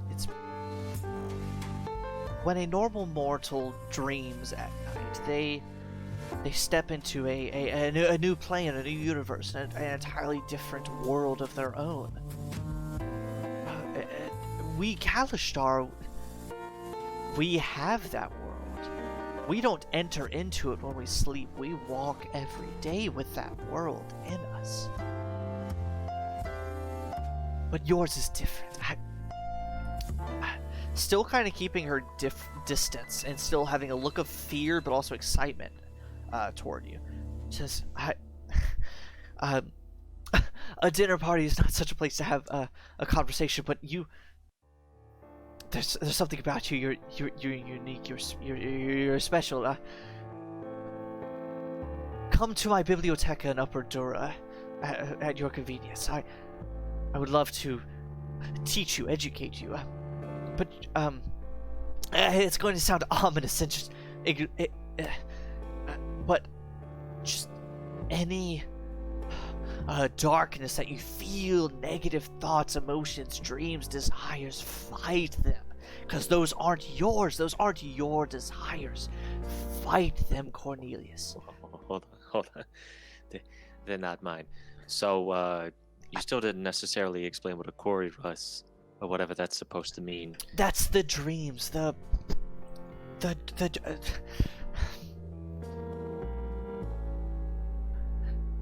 dreams manifest as a ghost. We'll use ghost as our example.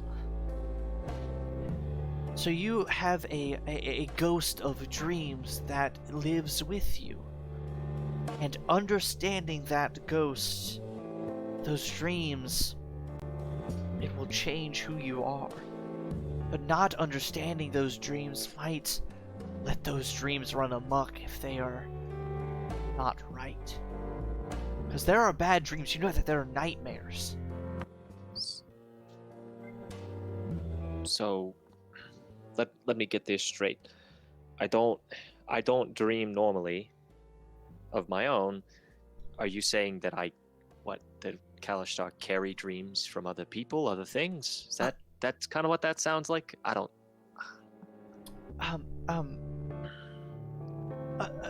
So think of it this way. How familiar are you with religion and angels or even demons and things like that? I think I see where you're going with this. It's like that, but dreams, and dreams can be good, bad, neutral, whatever you want. And so, just as a cleric of the Silver Flame might have a celestial being watching over them, you have dreams walking the same path with you. But there's no guarantee that those dreams are good and bad. Then she just kind of stops.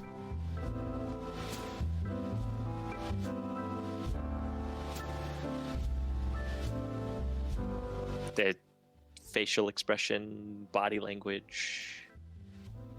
She's holding back. You can tell by like her tone, the way she was speaking, she stopped before she said something she didn't want to. All right. So, the Biblioteca. Yes, Upper Door. Whenever. I'm there almost all day, every day. Just stop by. How about my associates and I are in the middle of an investigation right now. At your earliest Sure, I could convenience. find some time. Yeah, just again, don't listen to the nightmares. Don't listen to the darkness. Keep on your path. Your path, if you know what that is. My path usually leads to money, sleeping on the couch, and drinking whiskey at the wrong time of day. So that sounds about right to me. So we're in the middle of an investigation, but you were getting very excited about that conversation, and you're already answering questions I didn't even know I had. So I will try to come by sometime tomorrow or the next couple of days. I'm going to aim for tomorrow. Whenever. The amount of crazy shit that has been happening to people lately is phenomenal. I don't even know if I'm going to have time, but we will see. Just absolutely. Of course. Ipa, right? Ipa, yes. I kind of get the picture of the whole quarry thing or whatever, but I'm not a threat to you, all right? I can see that you're not. I said something about you seeming like you knew me. You kind of explained that. I got the feeling that you were uncomfortable. I'm getting the sense now that you're afraid of me, and yes. There's no need to be afraid of me. All right, I'm just whatever you say. Yes. I'll let you get on with your business. It's getting late. And she kind of moseys away. And I'm going to take a quick toilet cat break. Good. And then I have one more thing for you, Austin, if that wasn't enough. Oh, no. While we do toilet cat, what if we, you guys want to answer questions in character? Yeah, sure. I'd love to answer questions. Sweet. Wait, Sweet, I need a sweet, toilet sweet. cat too. All right, yeah. Good Well, I mean, toilet I mean, we can do it. Oh, Nobushi said stretch. all right, everyone stretch. Rah.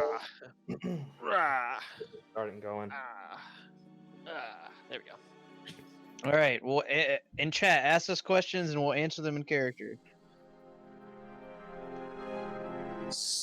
Gwynch's Well, favorite. hello, chat. I hope you are enjoying the show. If you have any questions for our Sharn Nights crew, what's the name of our group name? I don't think we have established it Pendant yet. title. Be sure to let us know.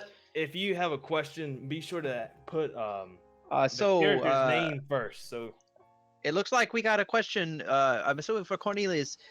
What is Squinch's favorite breakfast food? Squinch's favorite breakfast food is about like my favorite breakfast food when I'm low on money, and that is several cigarettes and whiskey. And also the Did breakfast Donovan burrito purchase combo. creamer? I'd love to purchase creamer. I'm going to go into discussions to make him my personal coffee maker. So maybe. We also had a question for Spike before that. We had a Spike. When was the last time you saw your grandma? You have a grandma? That is a good question. Do you have a grandma? I don't know if that's too personal. Before Spike Well- answers that, we did get a stretch thing that We we did already stretch while missed. you were Oh, taking a pee. you know what? Then I'll stretch while Spike Yeah. answers that question, because I also want to hear if Spike has a grandma. Well, you see, She a no. printer? Short answer is no, I do not have a grandma. But long answer is I like to believe that maybe somewhere out there I could adopt a grandma. I see a lot of humans, they have this relationship with their grandma, which seems very enduring. I would love to have some old robot lady make me cookies that I can't taste. It'd be a wonderful time. Cookies that I can't. An empty yet meaningful exercise. Exactly. I don't know. Maybe Creamer could be my grandma. I don't know. I can ask Creamer the next time I see him Sure. or see them. I don't know if Creamer has pronouns. I will ask them next time I see them. That's fine. Let's see. Any other questions? Yeah, you're welcome to ask. I love this kind of stuff. Whatever you want. Like I don't know. Well, it is getting kind of late, so maybe Oh, wow. we do I thought You know, we continue on, and then Yep, we can do we'll that. do if people questions want at the to. end. We'll do some questions at the end. Yeah. Last thing, Cornelius, as Ipa leaves the exhibit, you kind of take one final glance around the exhibit, and you see the case where she was kind of meandering at. You didn't get a chance to look at, so you take a quick glance now. There is what seems to be a cement stone like statuette that has been crafted in the visage of a woman. Because it is a small little statue, details aren't very clear. Wearing simple robes, kind of short cropped hair, pointed symmetrical features, and you see that the plaque that accompanies this statuette, the name of this exhibit is Inspired Quarry Host. And for the description of this exhibit, this is a concrete statuette of the Inspired Quarry Host Wolfira Martin. And the name Wolfira is Wolf-Era, but the wolf is spelled with a PH. Wolfira Martin. She apparently operated a cult within the City of the Dead, which is connected to Death's Gate, and was slain about 200 years ago. The cult's goals were never discerned, but their practices became very popular in the local media. It doesn't go into too much detail. That's more saved for, the papers to do or libraries to do, etc., etc. But as you look on this statuette of Wolfira Martin, you get that tip of the tongue sensation. You recognize her. There's something about the visage presented on the statue of this woman that you recognize her. There's something familiar about her. You've seen her somewhere, but it just escapes you. You are at least able to deduce it's nothing related to Ipa, and it's nothing related to your work in Sharn.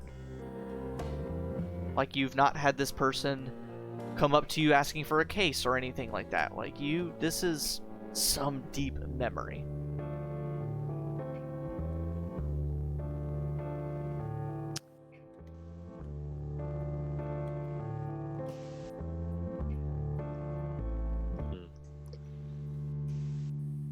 I'm just gonna kind of like stare at it for a second. Just kind of mumble to myself. Come on, why couldn't I just live a normal life or something? Fuck.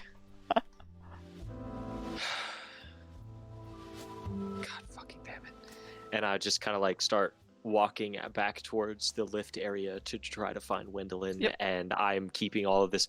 Try to go to the biblioteca to talk to Iba again. Sure. And then at some point, I'll probably stay up a little. Cornelius will probably stay up way too late once we actually all decide to go home, trying to see if he can figure anything out about this whole fear of Martin. We'll get there. Everyone else, people emerge from their exhibits. At this point, it's probably close to 10:30 at night. So, of you all, you can do whatever you'd like. You can go home. You can keep looking at more of the exhibits. It's up to you. Did I notice anything about Cornelius when we met up again at the elevator? Spellevator? Sorry. Cornelius, would you try to hide anything? Like would you be visibly shaken, or like, I assume there would be some subconscious, like, tics or things, but would you actively try to, like, okay, I need to steel myself, I need to hide this? He's kind of like got like the furrowed brow, like thinking about something kind of look on his face. Even if he's just like talking normally, you can kind of see like the Yeah, on so his face. Wendell, you But can kind of see that he- something's going on. He kind of like whenever he's talking, he starts kind of doing this. Like it almost seems like it's a subconscious thing, like something. And even though Wendelin has only been around Cornelius a little bit, that's not something Cornelius normally does. Well, he's deep in thought. I lean in a little bit and go, what's up? Oh no, just the exhibit was real weird. Like a lot of stuff in there that's just kind of a lot to think about. I saw and read some strange things. I don't know. It got a weird feeling in there. I think I might look into it a little bit later, but right now let's go find everybody else. We've been here for a while, and it's getting kind of late in the day, and I know you guys have had a long day. So, Okay. did you hear anything? Value?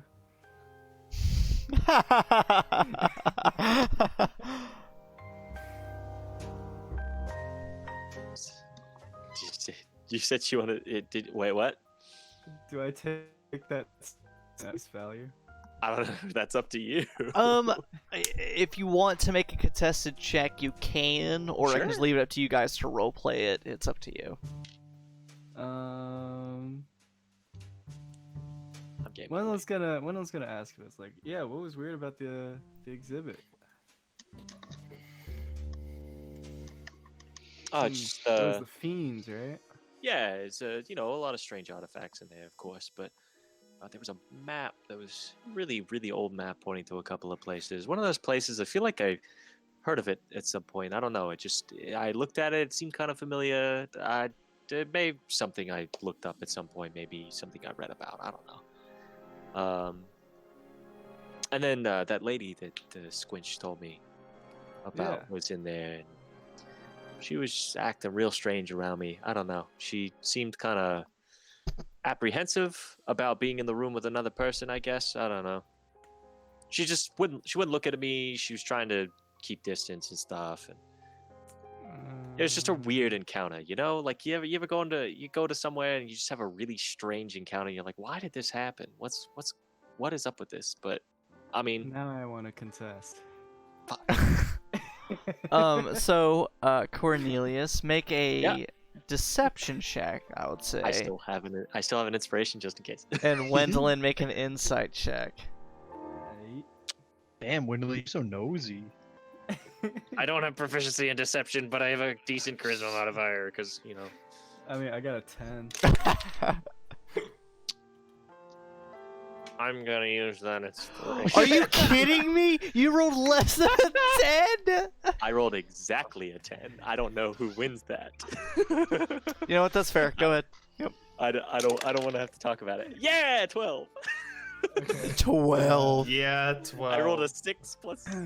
No, that's not. No, that is a 10 still. Fuck. Oh, you rolled the same thing? Alright, give me I one. just miscounted the first one. It was an 8 the first time. Because it's getting interesting, let me pull out my very torn up player's handbook that broke during the last session we played. Oh, yeah. Oh, well, rip the player's handbook, man. I've had it for so long now. For those of you watching still, this was the player's handbook that I had bought when 5e had like originally come out.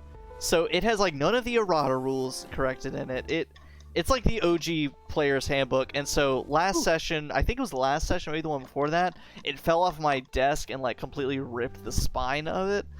Yeah, it's not doing well. Logan's been around since like 1983. Yeah, at least, right? So subscribe to my Twitch channel, subscribe to my Patreon, and help me buy a new player's handbook.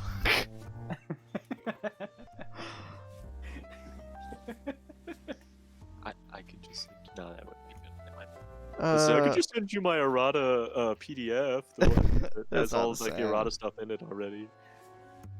So, or you could just do the cool thing and be like, "Hey, I don't like this. I'm not gonna use it."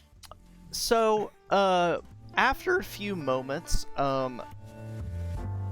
Gwendolyn, you can still see that Cornelius is a little like bothered about something that happened in that room.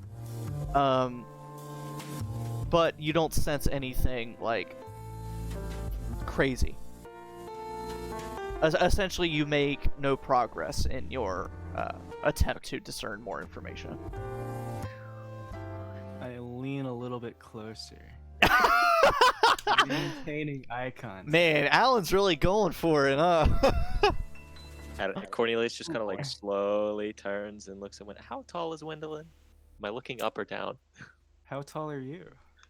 5'11". Oh yeah, you're taller than me. Cool. I was thinking like 5'5". Oh, cool.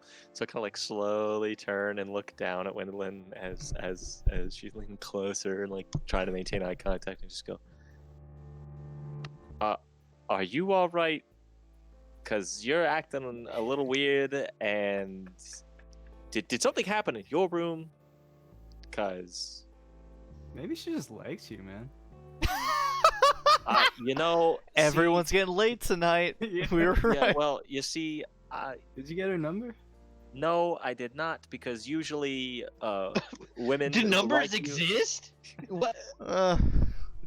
Because it's like your sending phone. It's your sending phone number. It's your sending phone. Did you get her owl? Her owl. I did not get any of those things because usually women who are interested in you tend to not act like you smell like trash and walked out of a dumpster. So. Which, to be fair, we did have kind of a weird day, and I mean, I don't know. I'm not wearing my normal stuff. This is nice. What the fuck? I think you look nice. You know what? I think you look good. Thank you, because I just remembered I'm still wearing that cool ass like all black get all up black, now. Yeah. What the fuck am I talking about? I look great. Like, some of them were oppressed, and these are high class people, you know. Yeah. Let's. But legitimately, did you see anything? Did you hear anything weird? Did you meet anybody while you were in that other room? No, I was good. All right, cool. Let's go meet back up with everybody. In the meantime, Varian, Ithranel kind of breaks from you a little bit. She says, I'm going to go say goodbye to everybody, but I'm going to be heading home. I have some business to take care of in the morning. Would you be willing to walk me out? Of course. Yeah, I'll wait here. Yep. So she goes around, hugs, shake hands, thanks everyone for coming. She pretty much goes up to every floor. So Cornelius, amidst yours and Wendolyn's. Hey, what's up, Kevin? Save. Kevin Savage GM. I can't read. Thank you. We're actually going to be wrapping up here soon, but thank you for tuning into this very last little bit. It's going to get some juicy a little bit. They're at a dinner party, so it can only get so juicy. So breaking up eventually, like Gwendolyn and Cornelius' conversation, Ithranel comes up and thanks you guys for showing up and coming here to support her. She gives you hugs, shake hands, all that kind of good stuff. Compliments your outfits.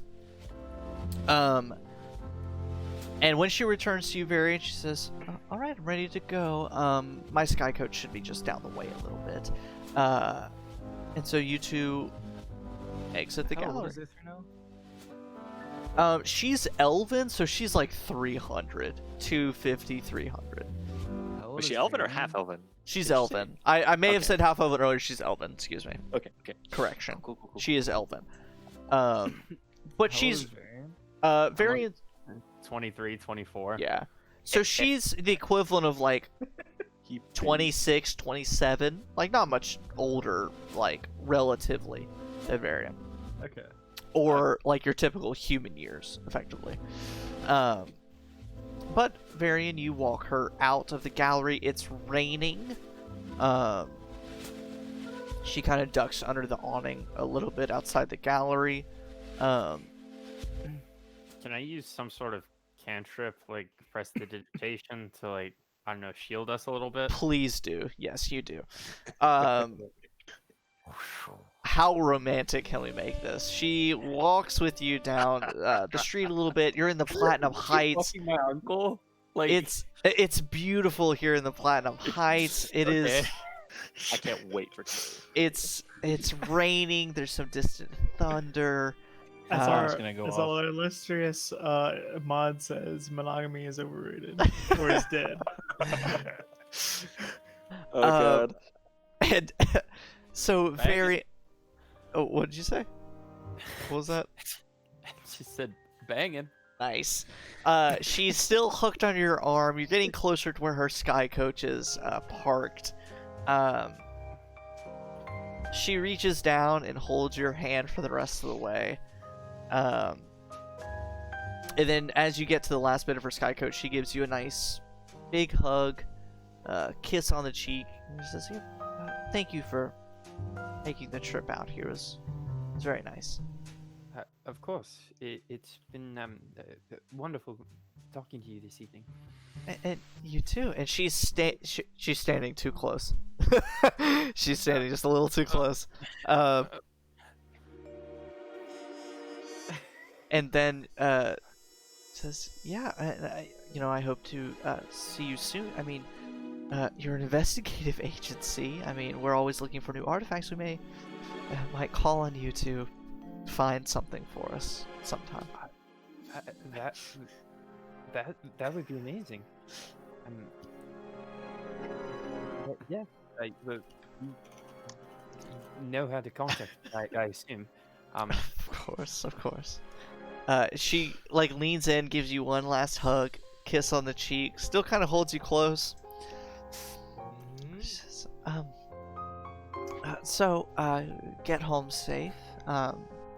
Give your family my best wishes, and I hope to talk to you soon. You too. Good night. And she lets go and walks past you toward. And she moves past you toward the sky coach, boards with her hired hands, and takes off into the night. Carson, paint me a picture of Varian in this moment, please. Please. I definitely just like am baffled by what has happened this evening, and like as the sky coach tries to fly away, I just like drop the prestidigitation, and like rain starts like wetting down my hair, like sticking to my face. As she does, I just like materialize Ori, who, if you don't know, is my the owl familiar on my shoulder, and I'm just He like, pats down his erection. Ew, why? Why, Alan? Oh no! Alan. Yeah, you ruined it. It was a good moment. Don't inject yourself into this. God, you're banished to horny jail. Go. Bonk. Solitary confinement. Yeah, but yeah, I'm just like getting soaked by the rain. I just turn to Ori and just kind of Bonk the horny jail. What happened here tonight?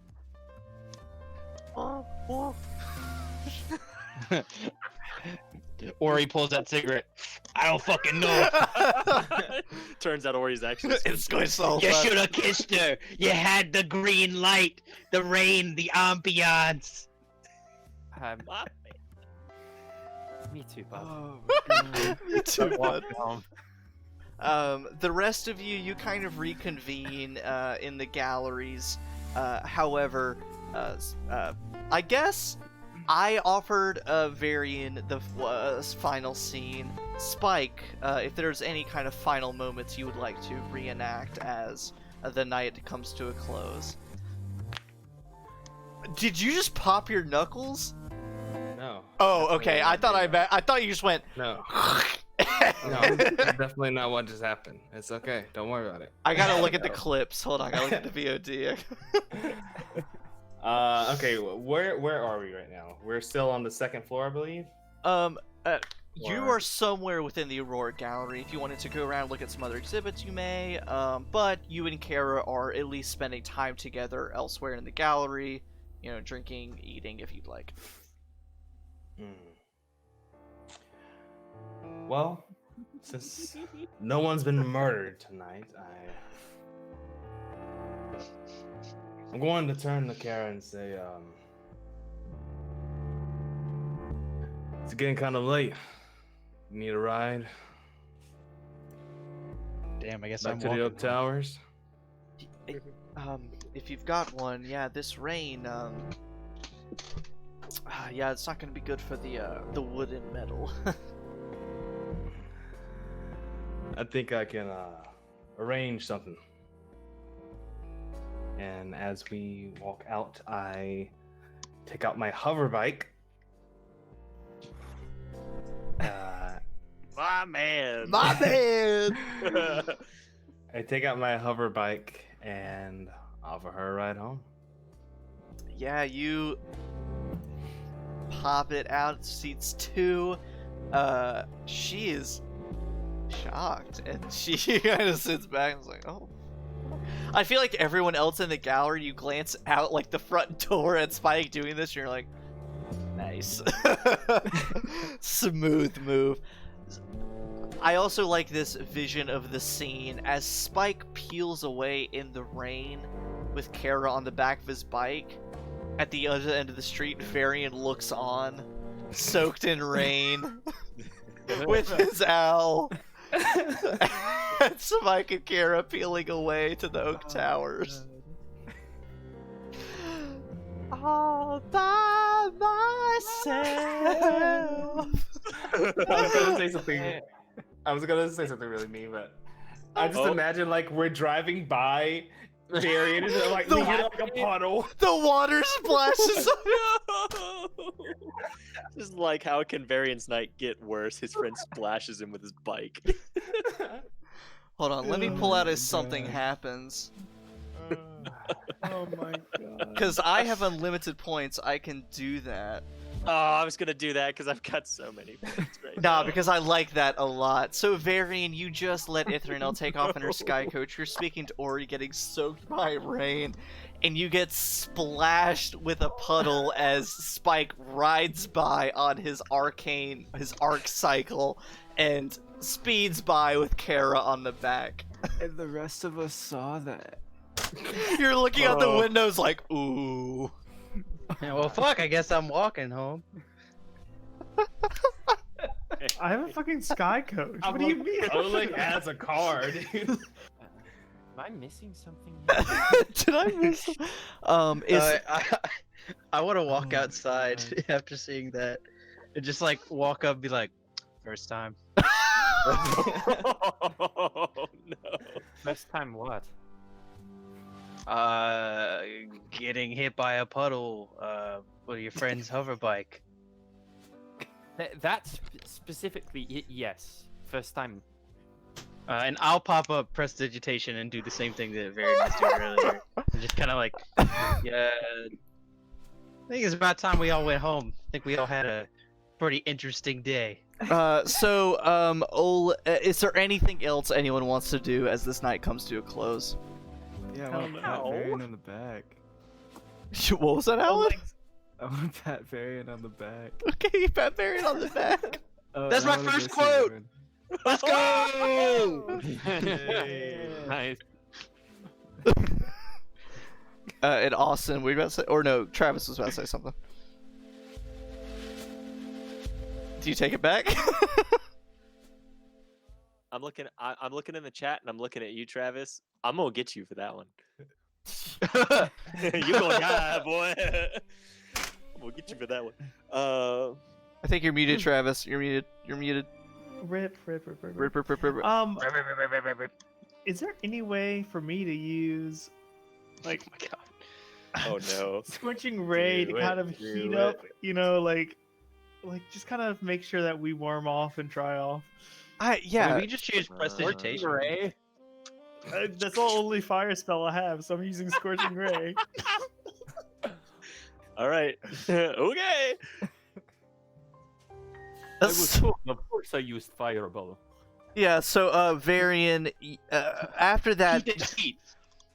yeah, you get splashed with water, but Donovan and Wendland both come up to kind of like to accompany you and join you at the roadside.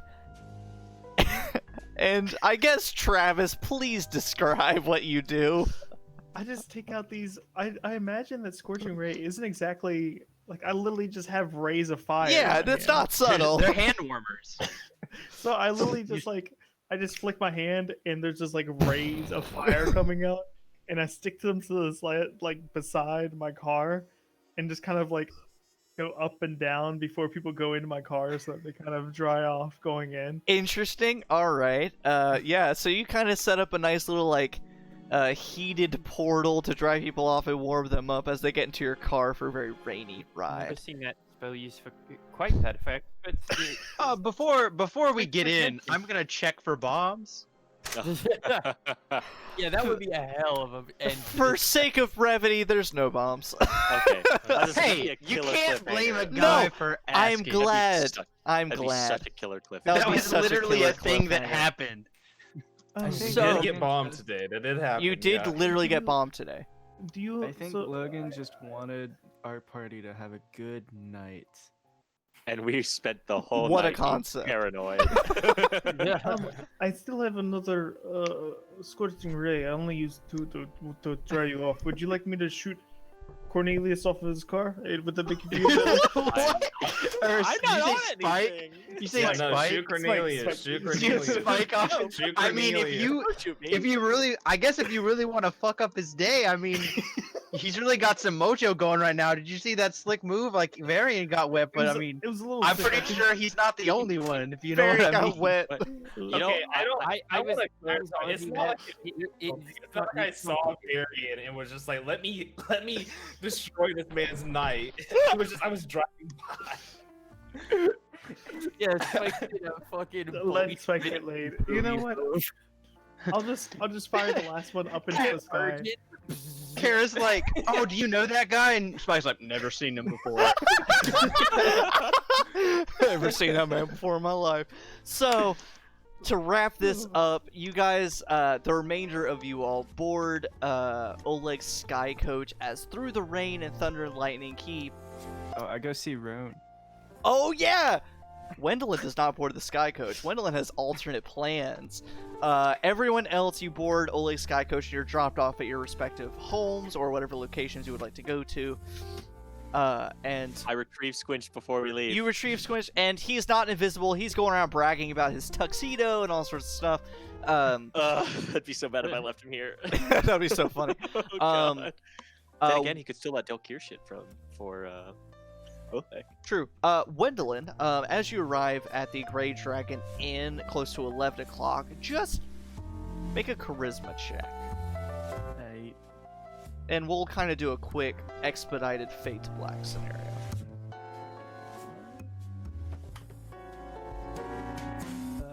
16. Sweet. Wendolyn, you go through into the Grey Dragon Inn. It's a I lovely. still have my dress. Yeah. Oh, you look fantastic still. The inn itself. Probably a little wet. Probably a little wet. It is It's one of the finest inns in Sharn. It is absolutely immaculate, beautiful, and well decorated and massive. You ask the concierge what room to find the Reese's in. They tell you the various rooms, the block that they've gotten off for their massive family. You find Roan. You go and knock on Roan's door, and there we will fade to black. In a good way. In a good way. Wink, wink. Congratulations, Wendelin. Everyone else, you go back to your respective homes. Everything. You've had a long day. You've had an exhausting big day. You're a little bit skeptic as you walk through. You're checking every nook and cranny, but everything's normal. Everyone's families, everyone's loved ones are still home asleep. Spike, your empty bedroom loft is totally still empty, except for the one chair. I like it.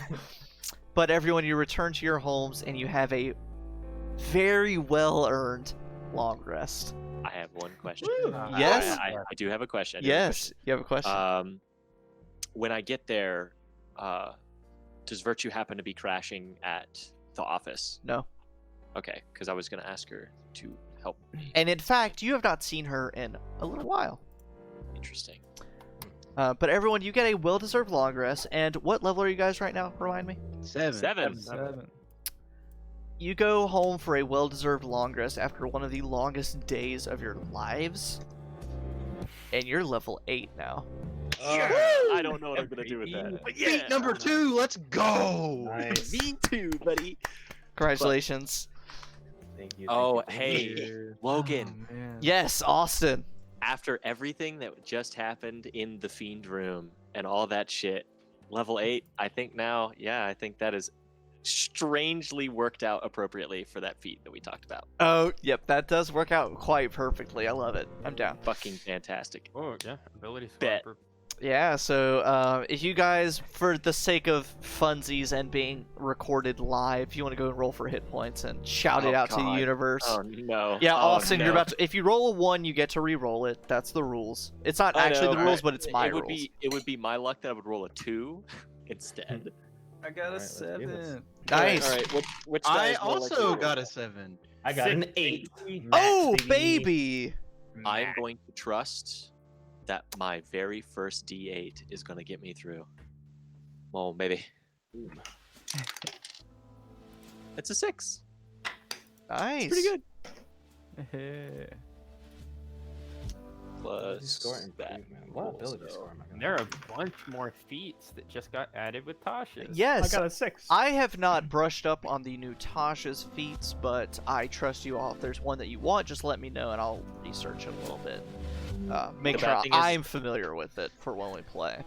The bad thing is I'm actually kind of torn because I do want to take that feat that you and I discussed, Logan, but also I want to get that 20 charisma That'd be rad. because I want to have 20 charisma. Let me switch over since the session's Pretty nice. effectively over. For all of my viewers out there, what Austin's talking about is a few weeks ago on my Patreon, I did Warlock Week, and I came out with a bunch of Warlock-specific items and feats and invocations, and one of them is a Warlock feat involving dreams. So if that kind of stuff interests you, I'm hoping once a month to do a kind of class or racial themed or heritage themed D&D week, and then all the stuff in between, just kind of random stuff.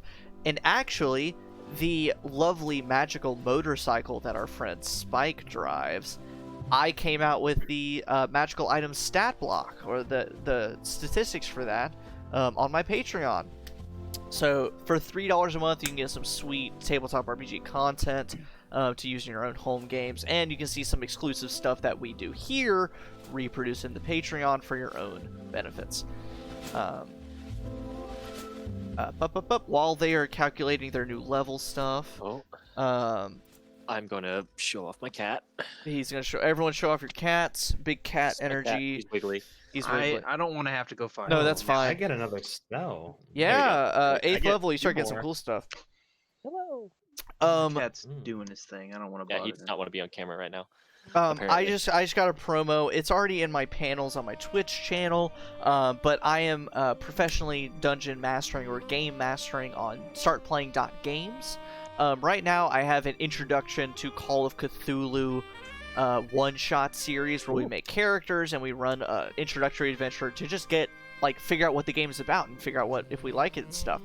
I did one just last week and it was a GD blast. It was so much fun. It was just a blast playing with 2 entirely new people. And currently, give her to me.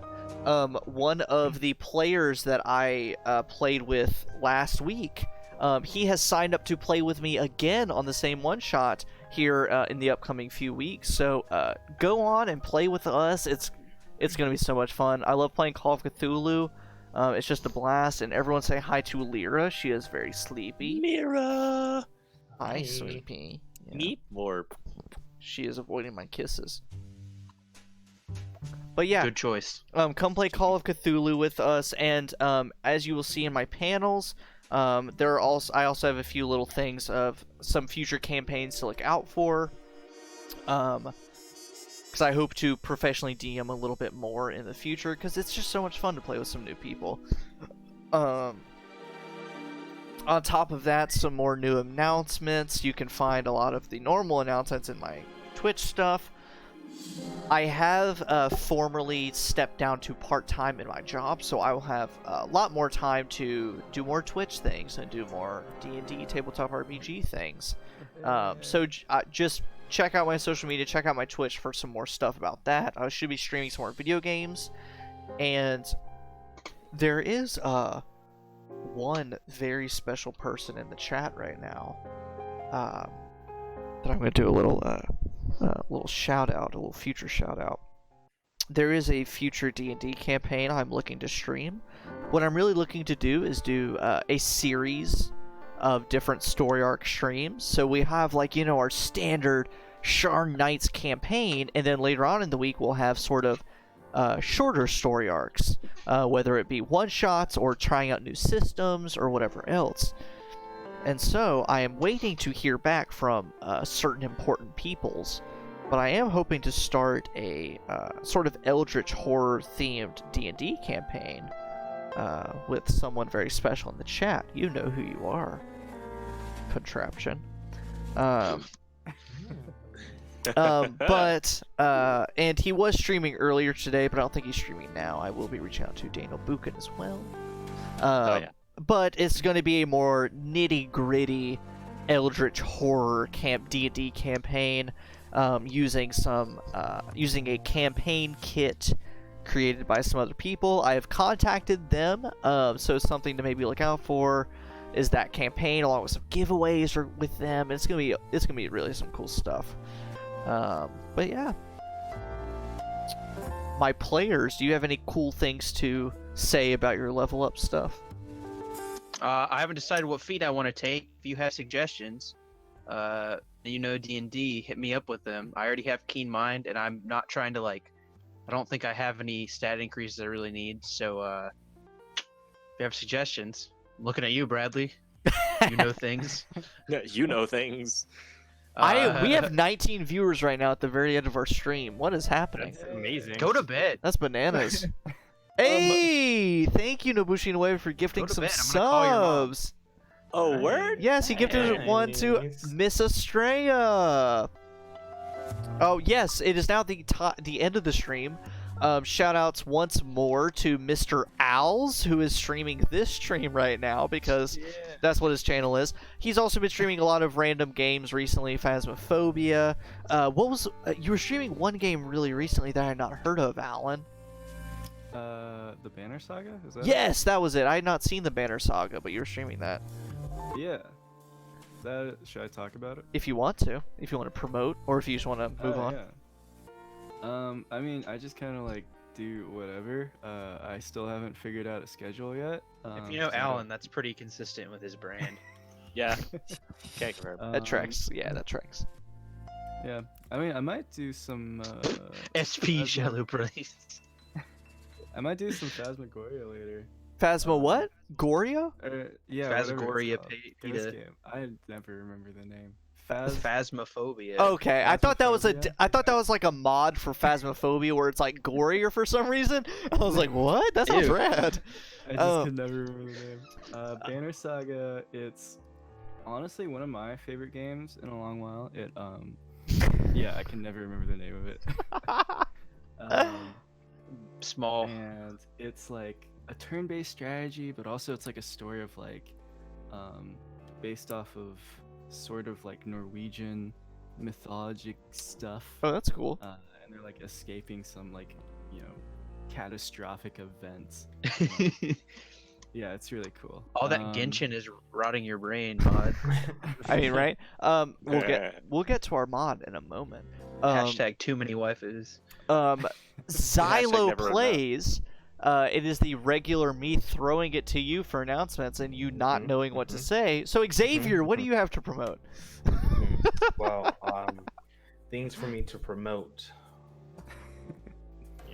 Awesome. Yeah, that's great. Awesome. No, I was We're gonna gonna actually do have some something.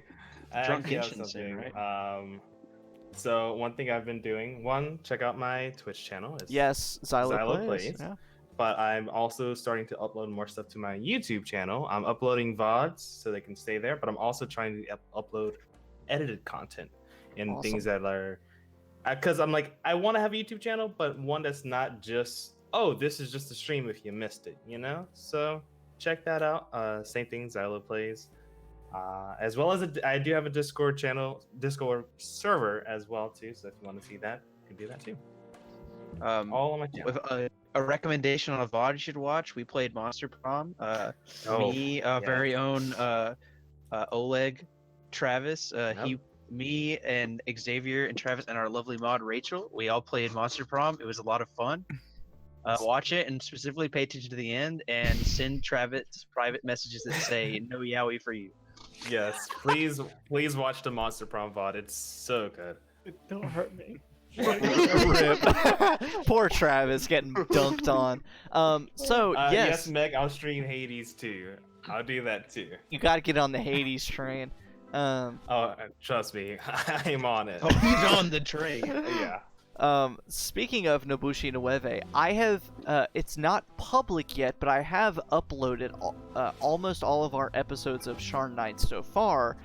Unfortunately, I let it time out, and we are missing episode 1. So the videos will start at episode 2, and we'll go from there. But that's okay. We should be having some more videos on there of our D&D stuff in the future. They'll recreate it and upload a very poor retelling. You missed Nancy Drow. Nancy Drow. That was a good one. I'll try and I'll find my notes or something from that first session and try and recap it for a video or something. But yes, there will be some videos on my YouTube, the NeverSayDice YouTube, here soon with all that kind of stuff. And finally, shout out to our lovely mod R_wit_. I can't remember if you have an extra underscore at the end. I feel like you do. Yeah, you do. They doesn't know his own mods. So much hate. I don't know all the random symbols and stuff. They took a break from streaming a little bit here recently, but the streams have been amazing. Are you still finishing up that one side-scrolling game? Celeste, yes. Arwit has been playing some Celeste, and it has been a hoot listening to them play. A hoot and a half, if you will. Full hoot. A full hoot. But they stream, and it's a lot of fun. Oh gosh, yeah. And did you beat Celeste? Did I dream that? I feel like I dreamed that. But did I hallucinate that? Did I dream that? But yeah, so check out a lot of those things. Oh gosh, we've been saying so much stuff. Is there anything else I've missed, guys?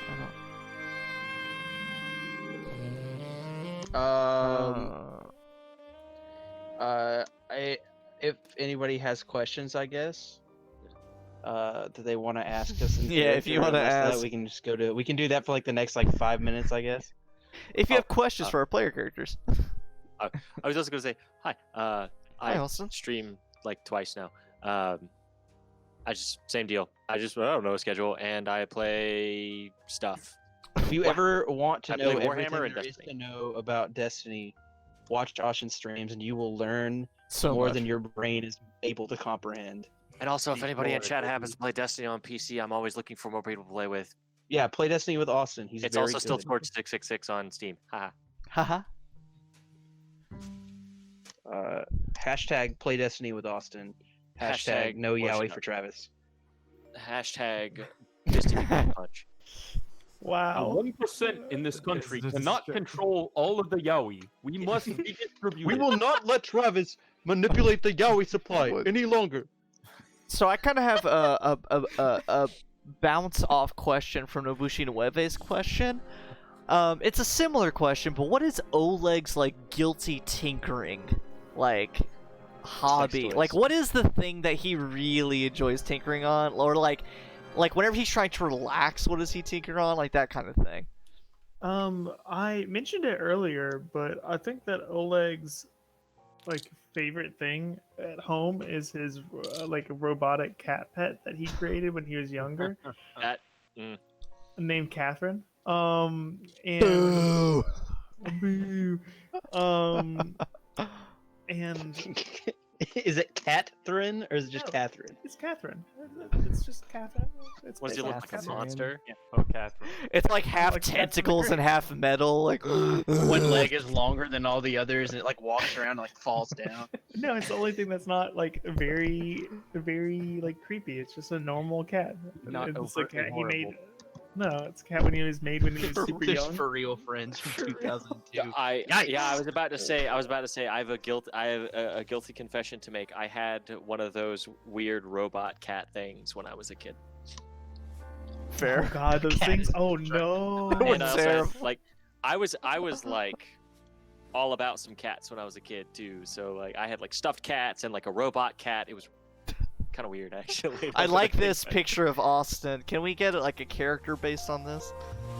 Oh no, I mean, I would say yes, but basically, I would just end up playing May, but less edgy. Fair. Oleg used to be a relatively normal and healthy as a kid. What? I don't know if that's. I mean, that's somewhat true. We've talked about his past with his family, and we've talked about or at least a little bit. His dad was just like, "You gotta murder this guy." Murder Yeah. this dude. For the For the family. Yeah, for the family. Yeah. You've super gotta murder this dude right now. And we've talked about how he's basically just a super curious kid. So, yeah, kind of, I guess. I don't know. As normal as those little demons are. Flashback to a flashback. I was about to say, why are you using your? Oh yeah, you you have infinite points. I do. You are the 1%. Eat the rich. Oh man, Oh, I gotta holy shout shit. out the cat jam emote. Like that is my I love that. favorite. It's my favorite anything.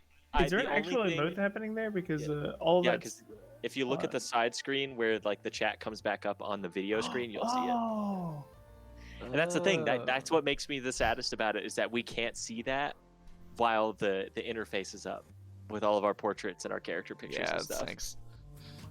I follow a Twitter account that's just that like. Cat I know jamming that's different my songs. favorite. It's so it makes me smile every time.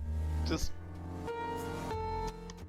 Everyone, take a minute and let's just vibe together. let's just jam, man. I think my jazz music is. I have been Not listening working. to Wall for Wall for the last like 90 minutes, and it I have great been time. listening to creepy eldritch ambient music because why not? Sure. I finished Hades. I was gonna say, The whole Travis last has been album. playing Hades this whole time. Oh my god. Yeah. So while the focus wasn't on me, I organized my boxes in Pokemon Sword, so that Yeah. was fun. So if you guys like Oleg and his character development, just remember that Travis is doing that while also playing video games at the same time. He is a Travis is a multi-talented. He is a madman, multi-talented madman. I was very Renaissance productive man. during this session. I got a lot of things to do. Not to like disillusion any of you. To be honest, it's mostly so that the last 2 hours I'm not constantly Falling falling asleep. Yeah. We appreciate you. Try not not falling being a asleep. little baby. No, I'm being an old I grandpa man, can't. Travis. Oh well. On All that you gotta do note, is just have the Constitution with me. we are at the 4-hour and 20-minute mark. 4:20. If we end within the next like 45 seconds, we'll end with a 4:20 timestamp. Please. So we gotta go. Sorry. See ya. Yep. So everyone have a fabulous night. Thank you for tuning in. You know, do all the things. Follow me on everything. Follow these guys on everything. Check out their newest streams. Yada yada yada. I love you so much. Thank you for making this possible. Sharn. There's the lovable theme. Thank you guys for tuning in. We'll see you next week. Same Sharn time. Same Sharn place. It's Sharn. Mm.